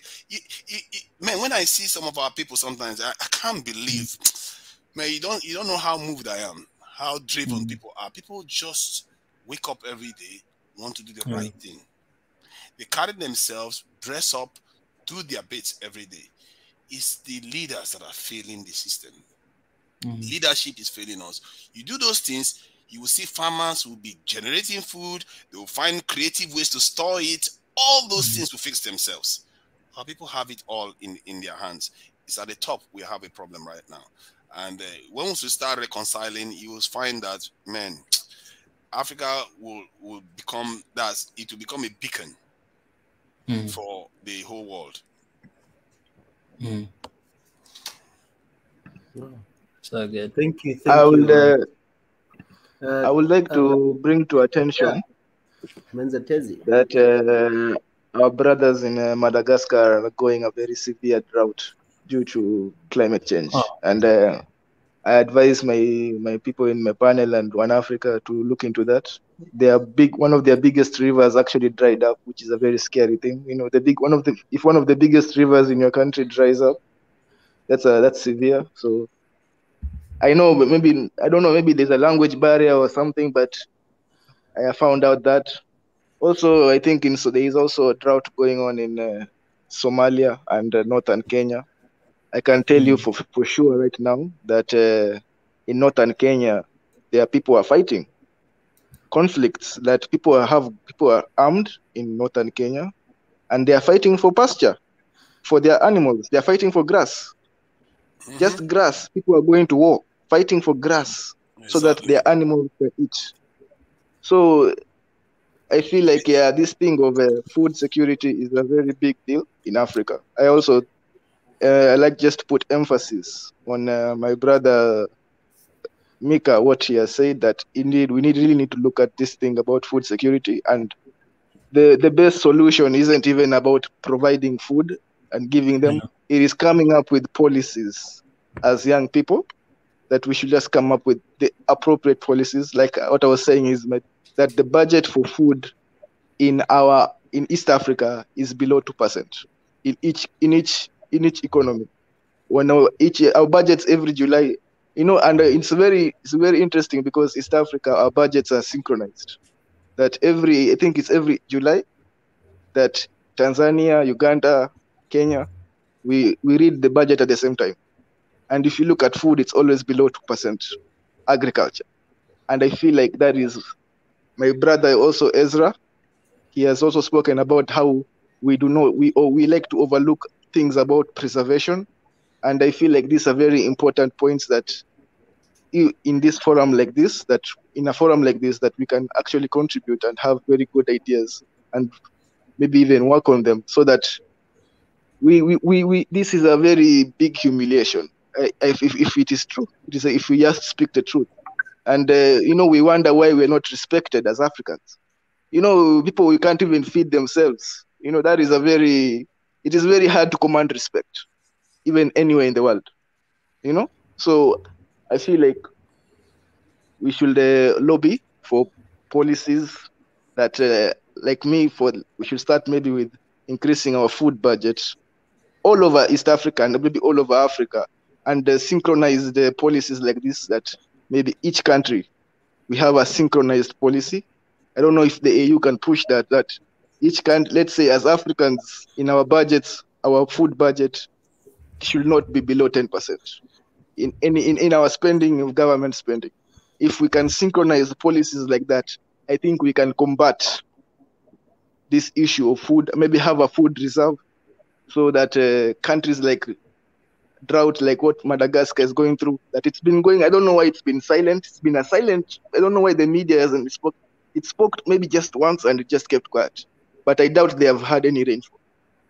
So that's what was my contribution. Oh my God! Like I'm just checking at it right now. Oh, we need to have a conversation about this, guys. If you know anyone from Madagascar, please let us know whether we have him or her, or whether we don't have. But we're gonna have that conversation, and this has to be a very quick conversation. It's urgent, and I'm sorry that I didn't see this, man. Like, this is crazy. I'm looking at it right now. This is what I was saying. This is what I was talking about. You mean the food stuff? The drought in Madagascar. Ah, that's interesting. Man, like, yeah, people are dying there, man. I'm just looking at now here. It's like, it's crazy, man. We need to do something about this. This is because we are not organized. If we were organized, there are areas that have surplus. They could easily go in there and respond to it. This is what other, like in the UK here, if there is problem in one area, the government will take resources and move it to that area to solve the problem.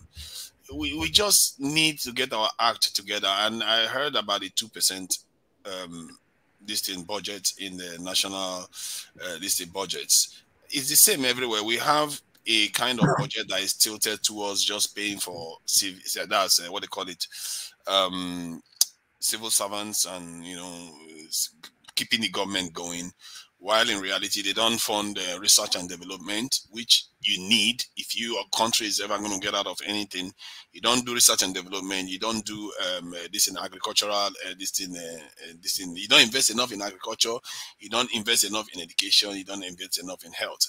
Our governments, and besides, even if we did, the worst of it is that what money are you spending? We are spending baby money.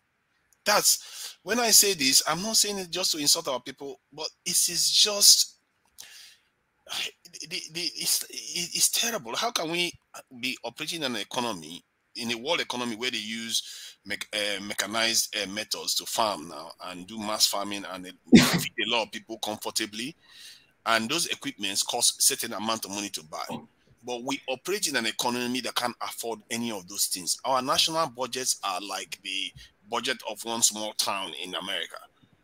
How are you going to get out of that if you don't sooner or later start spending and buying these type of things? Or if you cannot buy it, do your research and get there. Because what is going on right now is not going to get us anywhere. We are not prioritizing the key things. We have to start every time. That is Tezi said something about food security and how we are not storing it. I've been seeing that thing since I was young. How we are not storing our food enough, how we are not doing this. We've been saying these things forever. The reason why we are not able to do it, because we don't have the space to do it. We need the space to do it. A lot of people, even farmers, know how to store their stuff. If they can just stop having troubles all the time. They talk about people fighting in Kenya.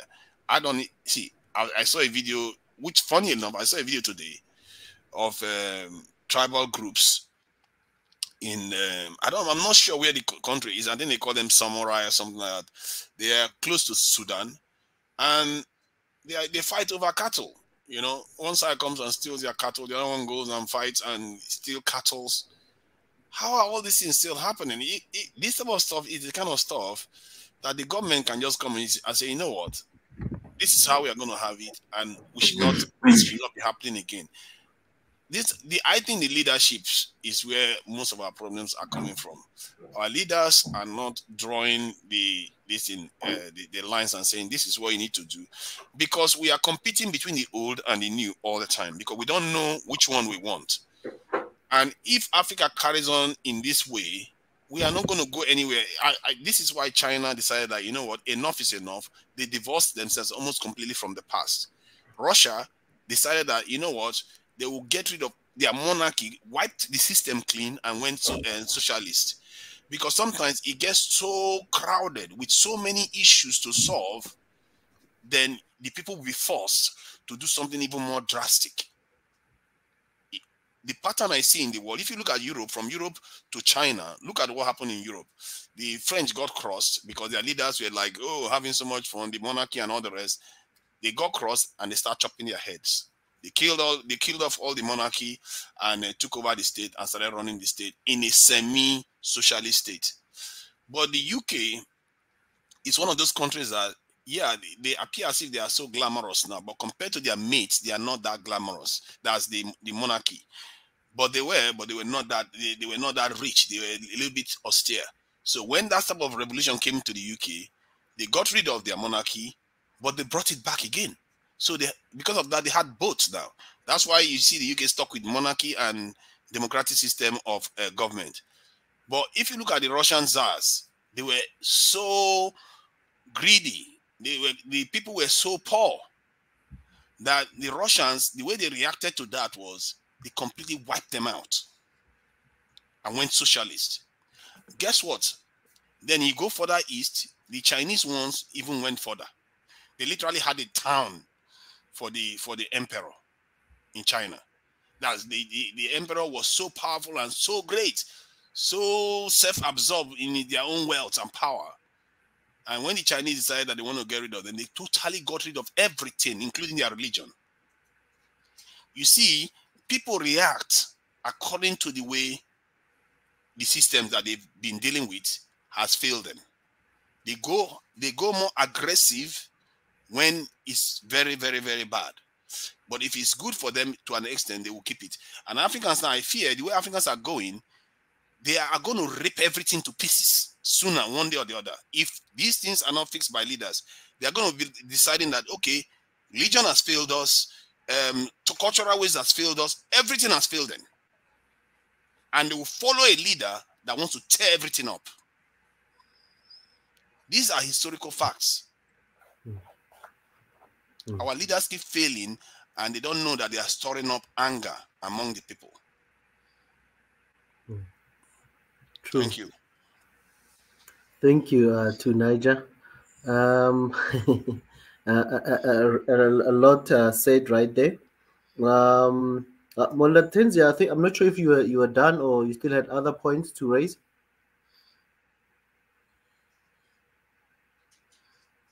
Molatenzia? I think we have to give Mwendatezi assignment. Mwendatezi, you brought out about Madagascar. I'm going to do as well a lot of research, but we can come here to talk about this, as soon as possible. We have to talk about this because more than 1 million people, they are in the southern part of Madagascar. They're actually facing that issue.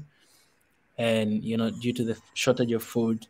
And they say it could be because of the climate change. That's what they're saying in the news. But we can go ahead as well to do, some research and to find out the ways how can we support and how can we help.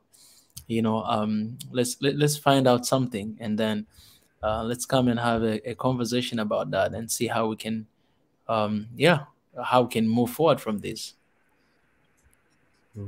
Yeah, I also agree. I'll also do my research.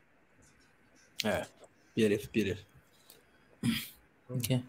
And it's funny. It's funny that Madagascar, if you remember when the COVID-19 started, I think they had some sort of a remedy, a herbs or something like that they said it's working for them, and it was quickly crushed. If you remember, in 2020 when all this chaos was happening and stuff.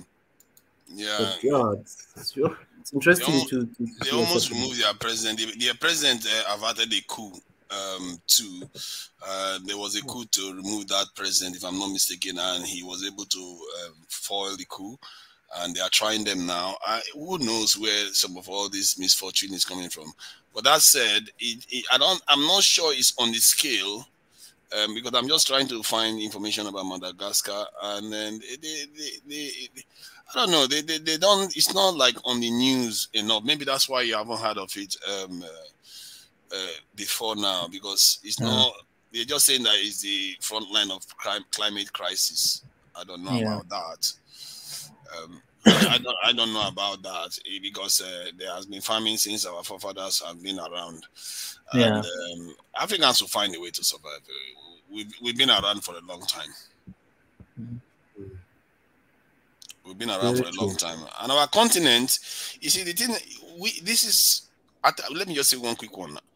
Our continent, we have a lot to be proud of, our heritage. And it's beyond any other, really. Like, literally beyond any other. And any African that sits there and forgets their heritage and thinks that anything outside Africa is better, they don't know how far they have fallen. Because other people will kill to have what we've got. I'm sure they have, actually, and they are still doing it. They will do everything to take what we've got from us. I actually believe that part of the reason why the English did so well as colonial power, because if you come to England here, man, the weather is miserable. That's no, this is not a joke. Pan African. This is not a joke. This is serious. I'm telling you, there's a period of that we call the Great Gloom, where the weather, you wake up in the morning, the sky is gray, it's wet, and it's cold, all at the same time, continuously, and it gets dark earlier, and the morning doesn't come until around 9 o'clock. The day doesn't get bright till around 9 o'clock, and on top of that, I said if anybody is depressed in Africa, you send them to the UK, they'll jump from a roof, because you don't need anything to tell them that the world is over than that kind of environment. So you can see why when they left that place and went somewhere else, they don't want to leave. Why would they want to leave? Because there's nothing to write back in their own country. No, that's why we have to seriously be proud of what we've got. And we take it for granted because we are here, isn't it? We just take it for granted that because our forefathers left this for us, we are here. But go to somewhere else and see how they live. My God. I'm telling you, when I'm here in the UK, I say, you guys, I see why you guys really didn't want to come back home. You don't see Australians wanting to return back to England, do you? They prefer to remain there. So that's what I'm telling you. You see how they hug America? They don't want to live there. So we have to be proud. Anybody that tells you the opposite, all those people jumping across the ocean, I understand, because it's finance. Finance controls the world. And what are you going to do? But once you get there, you will quickly realize you had more in terms of your environment in your country, but you have to live. You have to have money. You have to have good healthcare. You have to have good education. This is the only reason why people leave. Once there's a point to get to, you'll find that people will not leave anymore. They'll start returning back. Wow. Thank you. Thank you, to Niger. Just want to welcome Biggie. I know it's getting late and stuff, but Biggie, the voice, the chief, welcome. We've missed you, Biggie. We've really missed you. Good morning, good evening, good afternoon, good morning, everybody.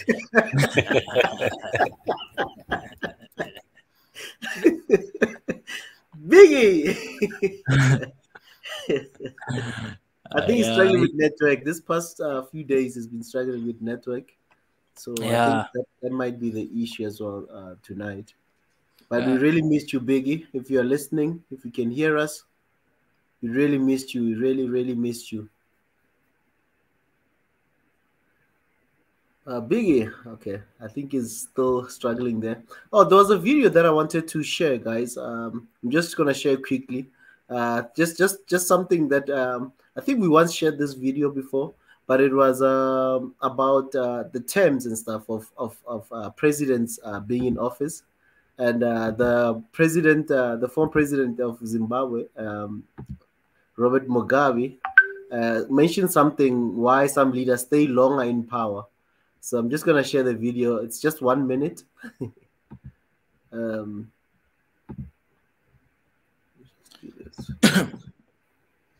Say 2 terms are we have not done much, and 2 terms was like 2 weeks.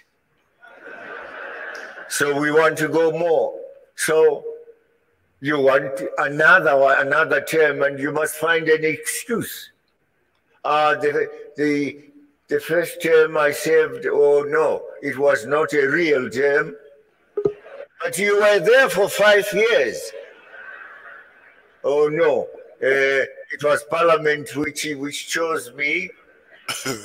I should have been chosen by the people, so that one does not count. And the others say it counts. Yeah. He's talking about himself, right? No, just in general in Africa. He's telling you the truth. He's just telling you the truth because you feel like you don't have enough time. You never did. So, just to answer the people that say sometimes what the long term being in power for the longest term and how they think as leaders, you know, this is something that it's just an expose of how the leaders think when they are in power, you know. You know, the solution to that is not think like you are going to accomplish everything. Think you are going to put everything in place so that the next person will come and accomplish those. If not the next person, the one after that.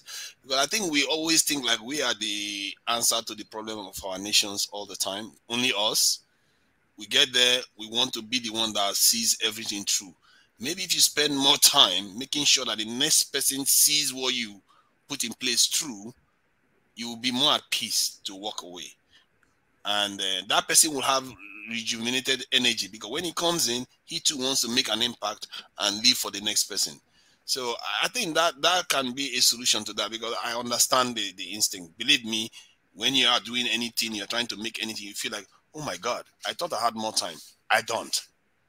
You always need more time. You ask any project manager, they will tell you whenever you design a project that is going to last 2 months, multiply it by 2, multiply it again, and half, because it tends to take longer than you ever expected, and that's what the leaders are experiencing.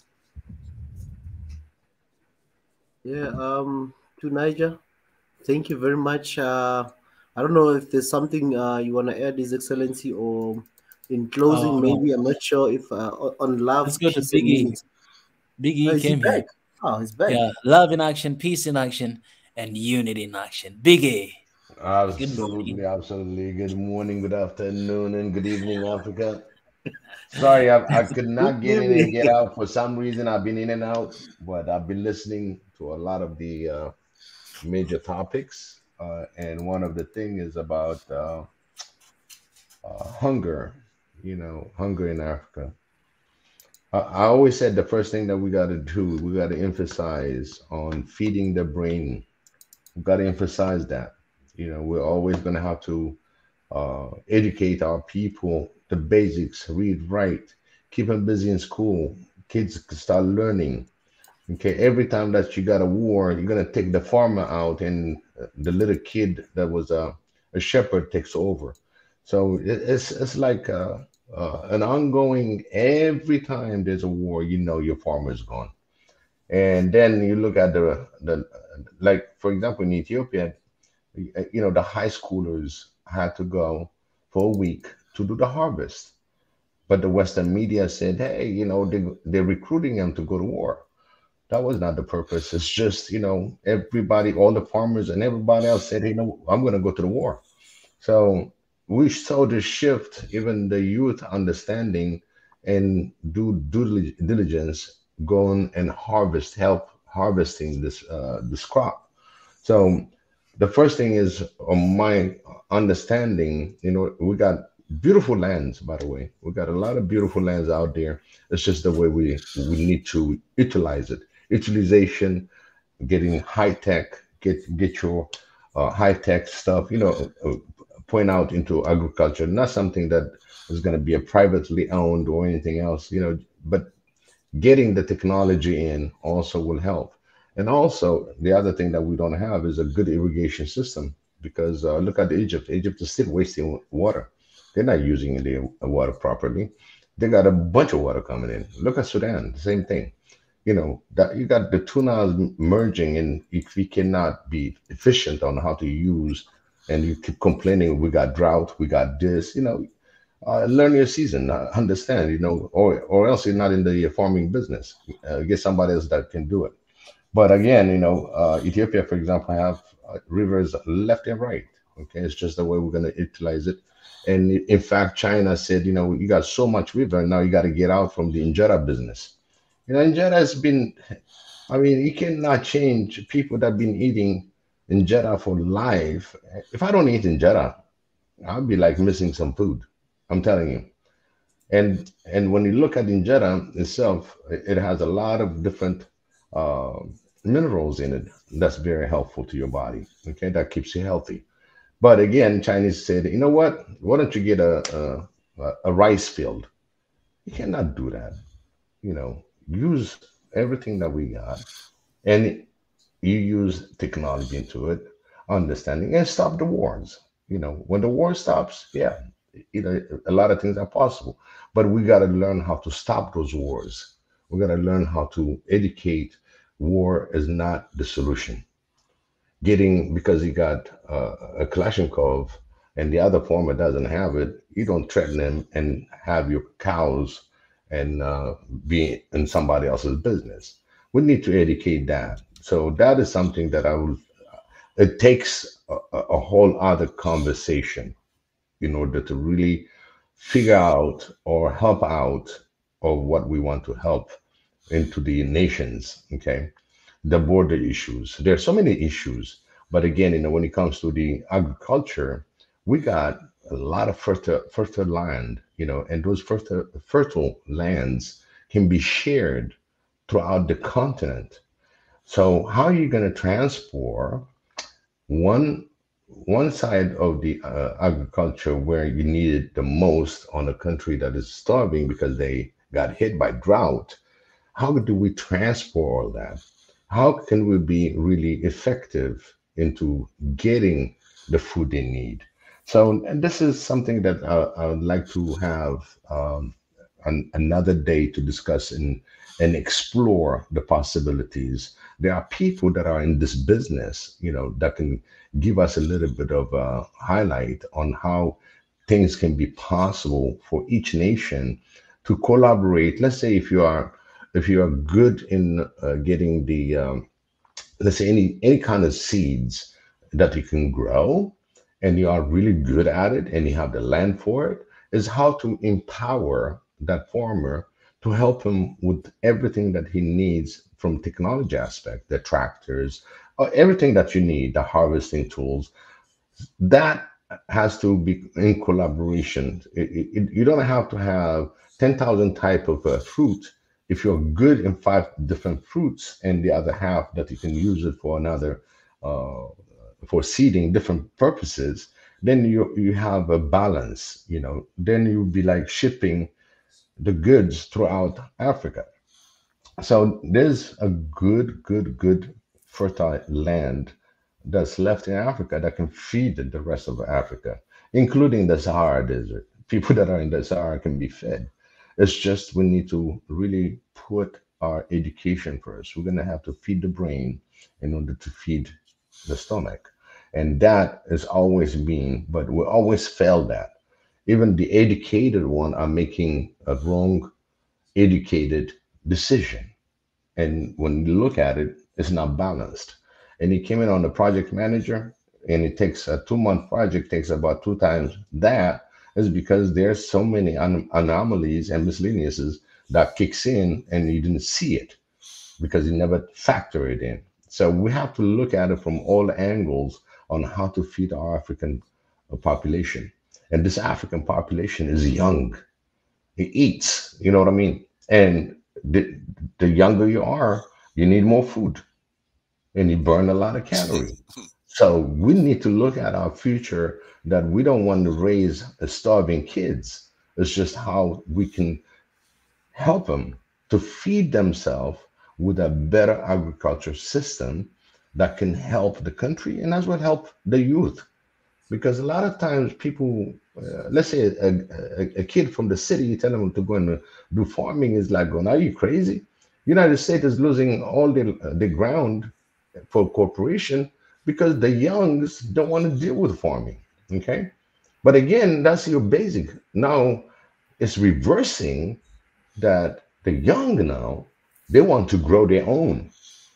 So this thing is really turning around. I'm talking about globally. People want to purchase a little piece of land and grow whatever they want to grow for their daily use, because the store is not guaranteed that you're going to have that food in there. So this mentality is changing even in the West. Okay. So in Africa, we have land. It's just we need to use it properly.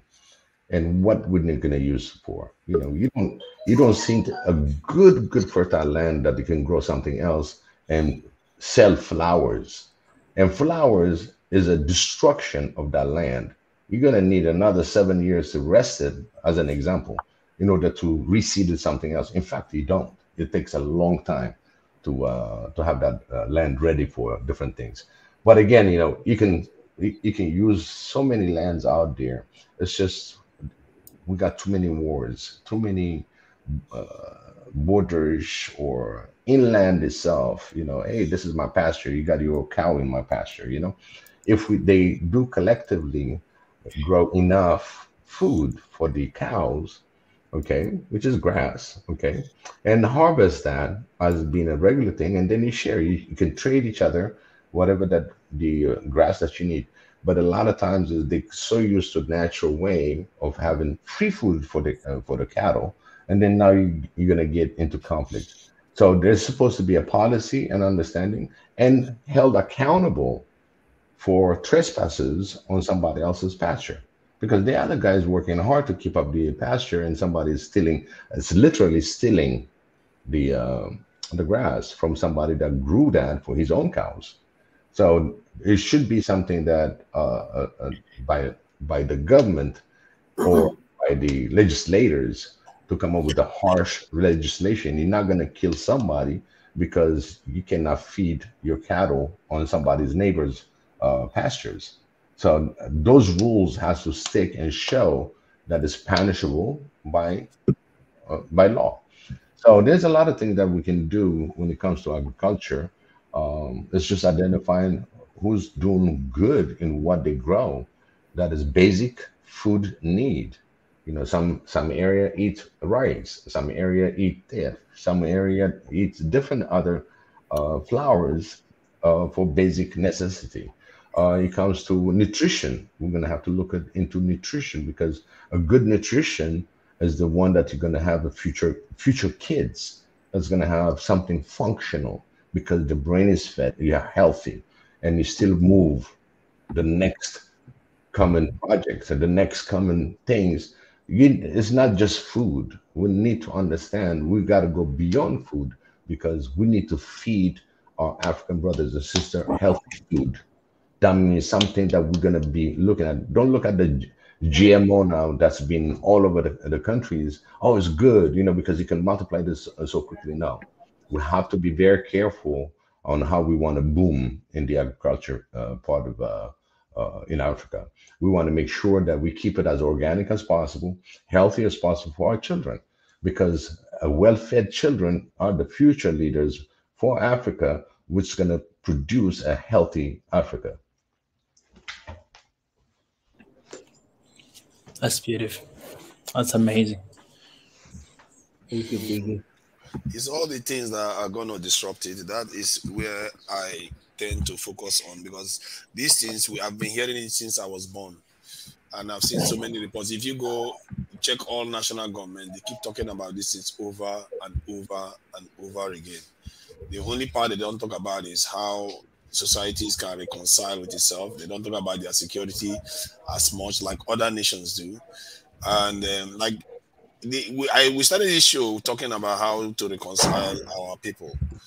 And I think there should be a grand, you know, period when we take time to address some of our differences, you know, air them out, you know, like the South Africans did, but in a different way. And because these disputes, okay, having smaller disputes, is leading to why our ideas are not coming to fruition. And leaders too. One of the things we may want to start considering as a continent, if we want our leaders to come into office, we want to have a more advanced way of selecting them. This system that they gave to us is not adequate for our people. Africa is too diverse. Africa is too large, and the people are too. They are in totally different places. They were not a massive kingdom before. I feel like the leaders need to do a lot more to be part of the country they are in before they are elected into office. You know, like when we talk about democracy now, you know, what they tend to do is they campaign, isn't it? From one state to another, and they just talk to the people. I think that process should be deeper than the way it is done in the West. They really need to go deep on the ground. They need to basically go native on the ground. Because they are too removed from the people that they govern. So if you want them to not be removed from the people they govern, you make them go through a process that make them go through the people. Understand the cultures that they are passing laws for. Understand the people that they are going to be stabbing in the back when they go and disappoint them. So if they go through these people, you'll find that our leaders will start understanding a bit more. Like, why would they care about reconciling warring tribes when they haven't really spent time enough with them? And if we left for me, I would say, okay, yeah, you can have your democratic system where they stay in office for 4 years, but that 1 year that you are going through for campaign, you need to go through all the communities, spend time with them. At least the major ones. You really need to spend time with them, not these helicopter politicians that just show up one day, campaign, and take off to their headquarters and disappear. Africa will have politicians that don't relate to them well if they don't do better than that, because we are too diverse. It's not like the UK where a politician goes to Manchester and comes back to London, where they basically have the same culture and the same ways of life. We are very different, and I think our leaders need to go deeper. They need to soak them among the people a bit more, force them if necessary. And also, if we make them go through other tests, you know, sanity tests, we don't want crazy people. I say these things because I think when we are embracing democracy because we think that's what will work for us, instinctively we know we have to make it our own. But what that means is what we have not started fleshing out, and that is what I'm trying to do here. We need to start getting them closer to the people, and have them so that when they are in office, they are as close to the people, understand the issues as much as possible. Because that will help whenever there's a tribe fighting, that leader will instinctively know, oh, I know them. I know what the issue is. You know what? I'm going to go and I'm going to send this my guy to go and sort it out. That should not happen again. So that is the kind of thinking I want them, our people to start having. I just hope, does anyone have any other kind of suggestion in terms of enhancing the democratic system? Because you notice that I don't address specifics when it comes to health, when it comes to food, when it comes to those things, because I know you fix certain things first, then the others will work. I've been alive long enough to know that we've been saying these things and I've seen them fail woefully. I live in a country where we generate oil. I'm actually from the area where they first discovered oil in Nigeria, one of the largest oil producing country in Nigeria. And I've seen that those people didn't even have one petrol station for more than 3 decades after they started getting oil from that place. Something is wrong with the way we are doing things. Our leaders are so divorced from our way of life and the things that are going on in the country. And we need to change some things. We copy all the good things that the West have got to offer us. And but we have to make it better. We have to make it better for us. If anyone has suggestion, you know, I'm all ears because I'm interested in that aspect. That's Niger is another topic for another time. That's a whole other conversation. Yeah, you see, write it down because there are important things that we as a people need to address. Definitely. What? So basically, your question is, can you ask your question again so that I may write it down? Yeah. How do we enhance and make better our democracies or our governing systems? You know, how do we make it better from what it is right now? Because like in the case of Kenya, we have democracy, but is it working for us as well as it's working for other groups? A lot of people argue not. Was it not Kenya? They are talking that they're having a bit of a fight in the north there. So we need to do better with our democratic systems. We need to do better with them, and I believe we can find a way. It's not we just like you said. You know, maybe the start will be having a conversation about that. I asked you and then I forgot to write it. It's okay. Just the question is, how do we better our democracy? Okay. All right. This is a good question. All right, it's done. Guys, I want to appreciate you all for staying here today. This was good discussion. And we've spoken about a lot of things. So for those who came here late, you guys can go back and see where we started. As I said, 2022 is the year of action. And we're going to be brutally honest with one another for a change. Not just for the sake of exposing each other. We are not here to expose anything. But we're here the conversation we're having, our aim and our goal is to make things better. And you know, to bring about change or to steer the change in our hearts, not to raise people who they will go out and start fight or go out and be like, no. But we have to be very organized, and so we are trying to have this conversation. It's a starting point, but as we say, this year of action, you know, we're gonna keep doing everything: love in action, peace in action, unity in action, and even the question that Mr. Niger here raised today, how do we better our democracy? It's a very important question. So maybe we'll come and talk about this in another time as a discussion topic. Yeah. So I want to appreciate you guys for coming here, raising your voice, specifically Mr. Niger. Today, this was your session, I could say. Seriously. Because I came first. I came early. Once. Yeah. That's why I didn't bother you today. I didn't say, hey, you have 5 minutes or second. No, we didn't do that. You earned it, my brother. Thanks. Yeah, and for Mwenda Tezi, Biggie, and Biggie is here. Biggie and Pi, want to appreciate you guys for coming, and also want to extend my special thanks to. I cannot see his name, but I think it's Africa Agents of Change. He donated, some super chat here today. I want to appreciate you. Thank you so much. And for all the members and all the comments in the comment section, we appreciate you guys. As well as this, guys, keep subscribing, turn on notification button, share it. Let's hit 200K, it's already here where I am. It's already January 5th. So I'll say, we got to extend. Birthday to you. We can start singing, guys. We can start singing. Biggie, lead the song there, eh? With the voice.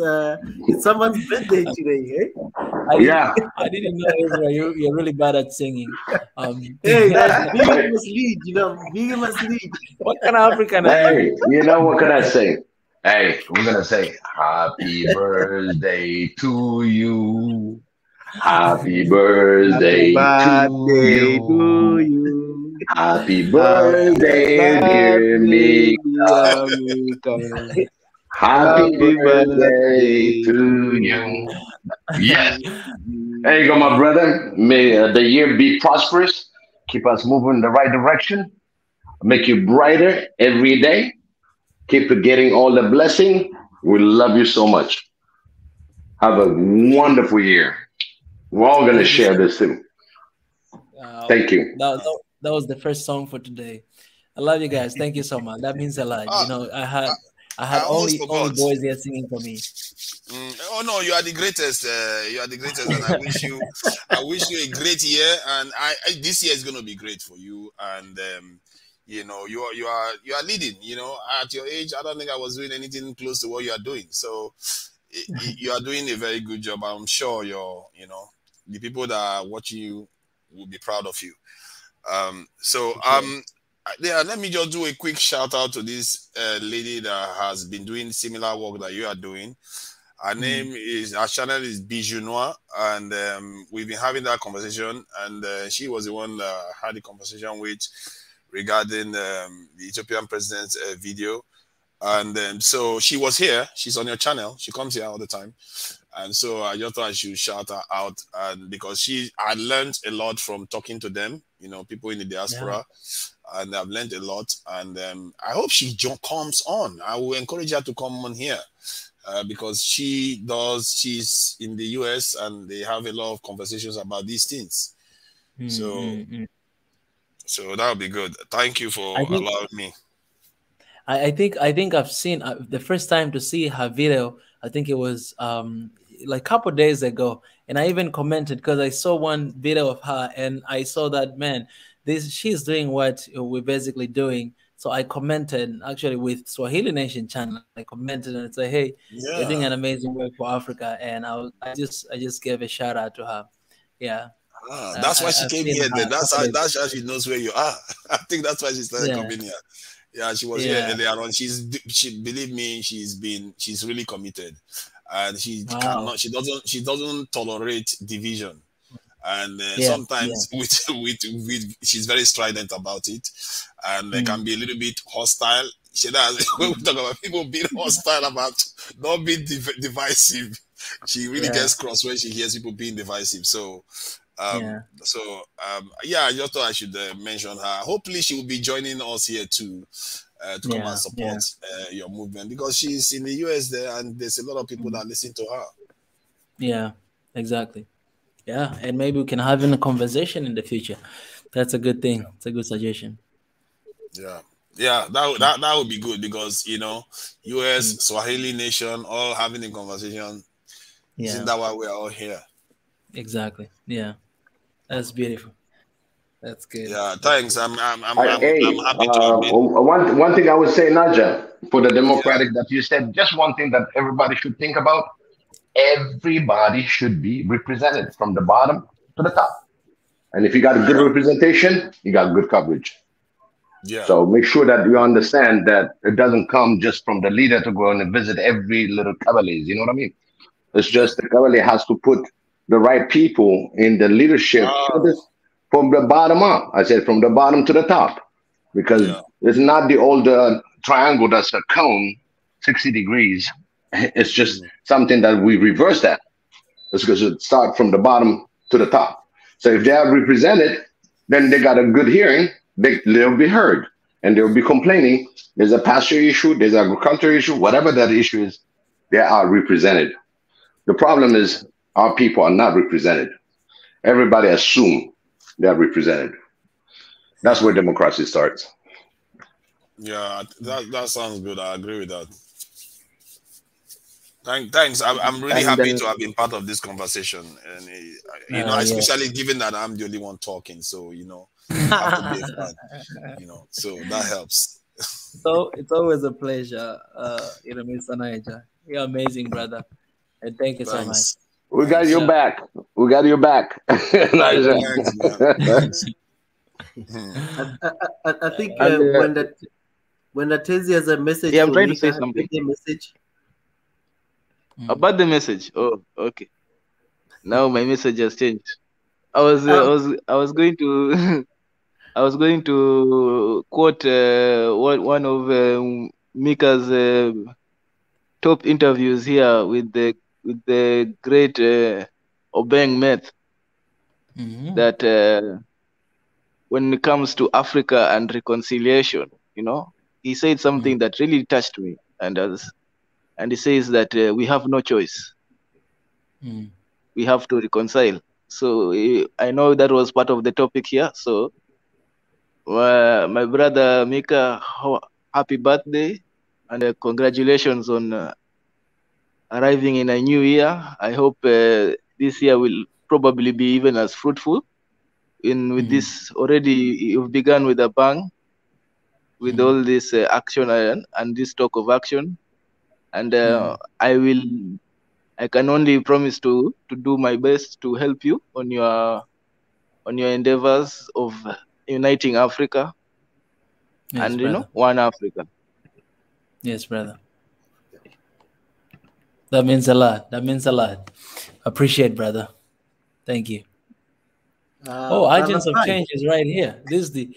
I'm sorry. I'm cutting you up, but Agents of Change is here. I appreciate you, brother. Thank you so much for the super chat as well. I appreciate. Brother Pai. Reminds me of those pies from the school. Is that the meaning of your name? Like that pi is equal to something something? No, it's a business I want to create in the future. Oh, okay. Yeah, that's a good name. Like the email that I sent to you some time ago, like helping with like inflation. Yes. Like when there's a war and there's crazy inflation, like offshore investing to prevent like loss of cap. It's complicated. But yeah, it's something that I want to start in the future. It's like an acronym. Yeah. That's amazing. But yeah, as far as the like the summary, like yeah, I think we really need to have like the difficult conversations where it's like ethnicity, colorism, African Americans, Africans, West Indians, historical conflicts between different areas, because it's just the same cycle repeating over and over and over again. And I can see it coming from like a far away. Like as far as these conflicts, like just based on where I am, like especially like with Taiwan, like whenever someone like there's a dominant like ethnicity or power group or whatever, and they keep saying, "Oh, I'm superior, I'm superior, I'm superior," you're just gonna isolate them, and then especially in Africa, in that country, they're gonna be the most armed. Example, Egypt, they're gonna be the most armed, and they're going to be used against us. Like we can't isolate anybody, even if it's just a tiny country. Like for example, like we're just talking about with Madagascar, we have to do our due diligence and learn about what's happening there. We can't isolate anybody, otherwise they'll just be used against us. Like they'll be the one funded, and there'll be constant conflicts based on stuff that happened 120 years ago. Like we have to be immune to that, in my opinion. Oh, and I'm going to send you the session summary from the Humanity for Ethnicity probably in the next 2 days. I've already started doing notes on that one. But yeah. Wow. Thank you, Brother Pai. And your birthday message to Mika? Oh, man. Oh. Happy birthday. I'm not really much of a singer. Yeah, you need to sing. You need to sing. Some of our cultures, we're not really into birthdays. We never really celebrate. I remember even me, the first birthday to celebrate, I was when I turned 20. That was the first time to know that, I have birthday. Before, I didn't even know when I was born. Can you imagine? And I'm this young. All I got for my birthday was extra money. For my birthday. That's my wish for 2022. Okay. I have a lot I of hope wish. you have fun in Ethiopia, though. I wish I could go, but I can't. I'm stuck here. Same to me. Tell me about it. Yeah. Yeah. Hey, and I'm sorry, African Agents of Change. She said, "I'm a sister." I appreciate. I don't know why. For some reason, I've always thought, you're not a sister. I don't know why. Hey, because of the name. Oh, I don't know why. But I'm sorry. I want to apologize. That appreciate my sister. All right, guys. yeah, I think now we can, get out of here. Our Pastor Ezra, you feel free to give us a word of blessing, or anything. If I forgot anything, you can go ahead, my brother. Thank you very much, His Excellency, for the session. And just from my side, more prosperity, more blessings, more open doors in this year, and more action. More actions. More action, Yeah. And and as I said, also on one of the topics, more health, more to good health, and more to as good health equates to good wealth. So that's Oh, yeah. my declaration for you over this year. And may you be like a battle axe. May you conquer wherever you go, whatever you face. And yeah, man, that's just something. My birthday wish to you, and more blessing and Appreciate that. prosperity. Appreciate that, my brother. We're like twins right now, I got hair, you got none. You'll get there, you'll get there. Comes some years where you want all this hairstyles, you'll be like, oh, it's just too much admin, I didn't know I'm rude, man. I'm sorry.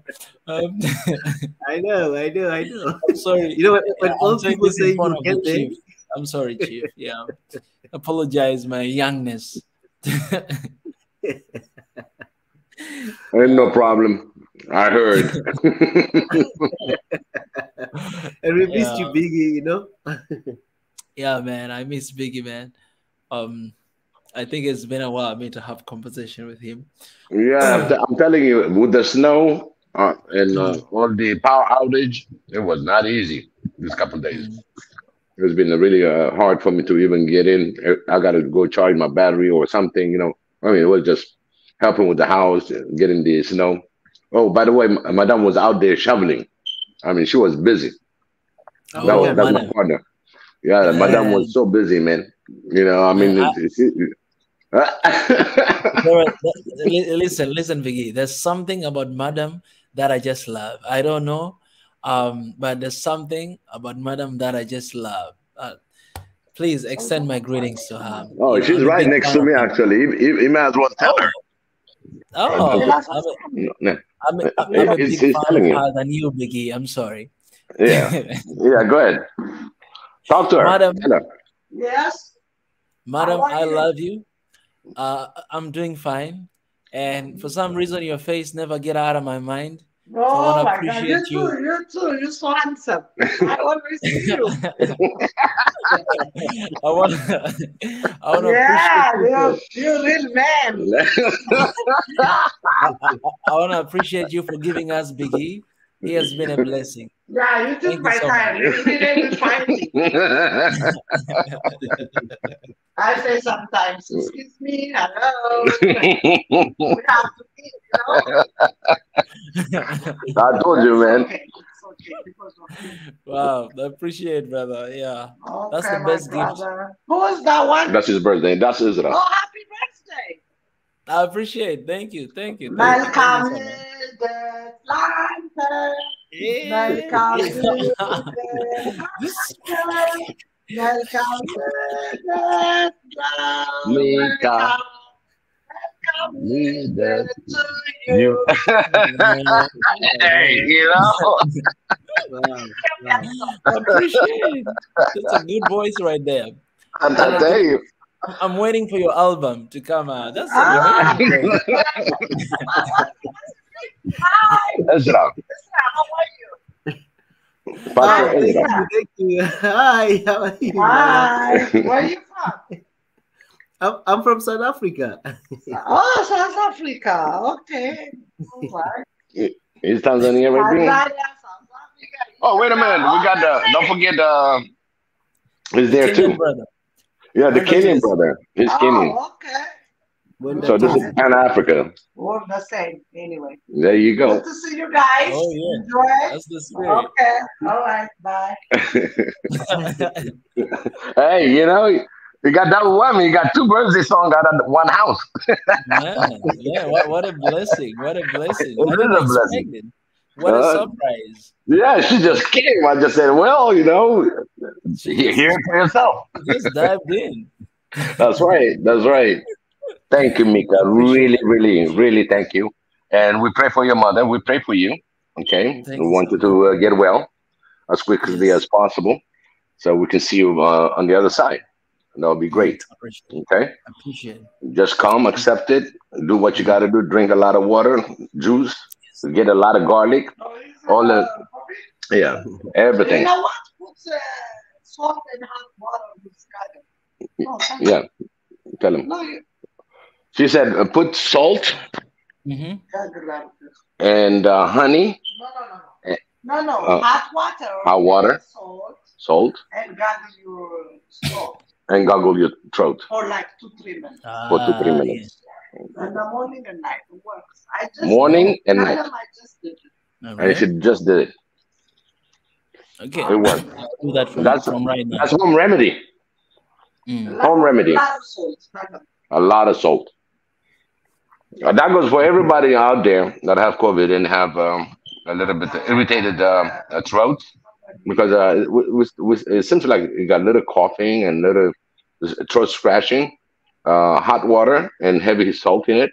Sea salt if you can, and gargle with it for 2-3 minutes, morning and night. That would help. This is from Saganata side. This is from the wife, and she Yeah. maintained me that way, healthy. That's why I said, man, I feel something about your wife, and it's just crazy, amazing. Thank you so much. I know you're not jealous, but I just want to appreciate Biggie. Hey, Thank you so much.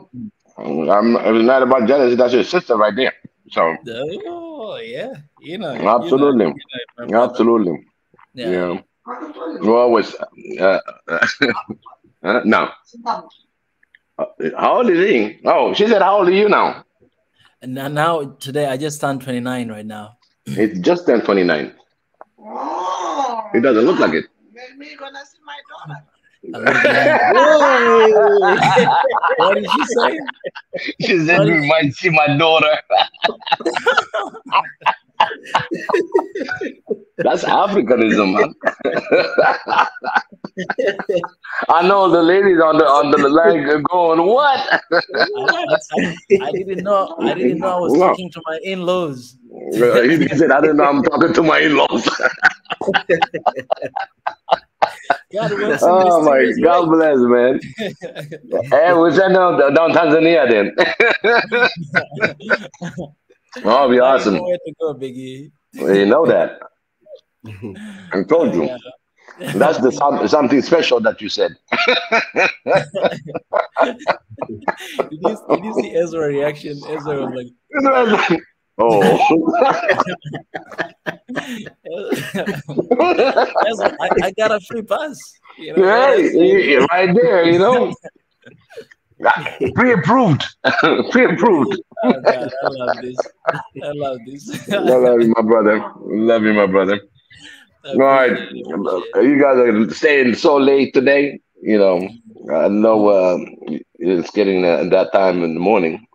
So Yeah, I'll let Pastor Ezra to do a prayer for us. And yeah, please subscribe, like, and also get involved. Get involved. Not only just this, but get involved. mm, That's what we want for 2022. We want every African brother and sisters to get yeah, involved in African affairs. yeah, yeah, Thank you so much. yeah. Talking about that, before Ezra, you pray, I want to say that, guys, we're gonna be, because as I said, it's a year of action, love in action, peace in action, unity in action. We're gonna be coming up with some stuff that we're gonna need your support as well.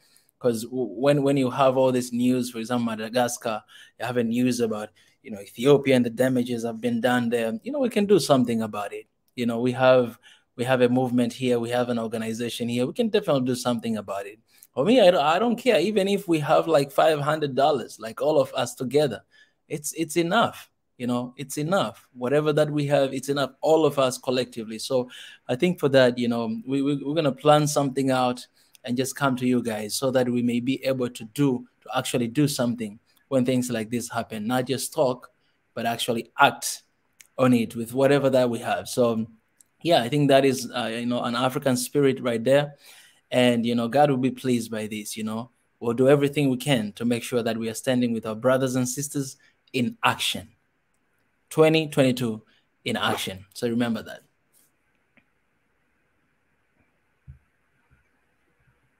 Thank you, His Excellency. Year of Action 2022. Wow. I can't wait. There's as you say, now we need to also act and be part of societal solutions, bring societal solutions. So I can't wait for that as well, to be part of a movement that does not talk only, but we do act as well. Exactly. Yeah. I wish, yeah, but tomorrow we'll have a. I think I'll ask people to come and sing. There's good singers. I heard Biggie can sing. Yeah. when you sing, I was like, somebody's about to ruin my birthday today. No, I'm sorry. I should have just asked Biggie to sing, I think Mama come and served my birthday, so appreciate Mama. Can't be this hard on you, but also appreciate guys for your wishes in the comment section. Thank you so much. I love you guys, and it means a lot to me. Thank you. Yeah, we can pray, family, and thank you, Abba Father, for this night that you've blessed us with. Thank you for all the subscribers. Thank you for all the members. Thank you for all the contributors. Thank you for all those who joined us tonight. We pray, Heavenly Father, as today is Mika's birthday, we pray for more blessings, more strength, good health, open doors in everything that he does. We pray for more strength, more wisdom, more knowledge in this year as we enter the year of action on Swahili Nation, on One Africa Movement. I pray, Heavenly Father, for your increase in this channel, increase in whatever we do, in Jesus' mighty name. Amen. Amen. Amen. Always beautiful. Always beautiful. Thank you so much, Pastor Israel.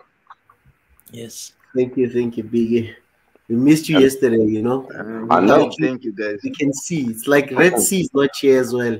I wanted him to come and sing. A lot of family. A lot of snow. In fact, I sent the pictures on what it looks like in my backyard. With heavy snow. Let me share here. That's actually looks beautiful.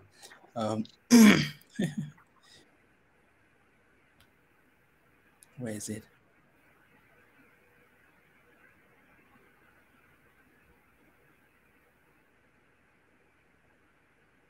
Oh man, there's so many messages all the time in the group. But this is a blessing. Anyways, guys, so I'll see you guys here tomorrow at the same time. Whether it's me or my twin right here. I call you twin, man. I like that. Oh, my twin. Yes, that everything will be all right. Thank you so much, everybody. And everybody have a good night.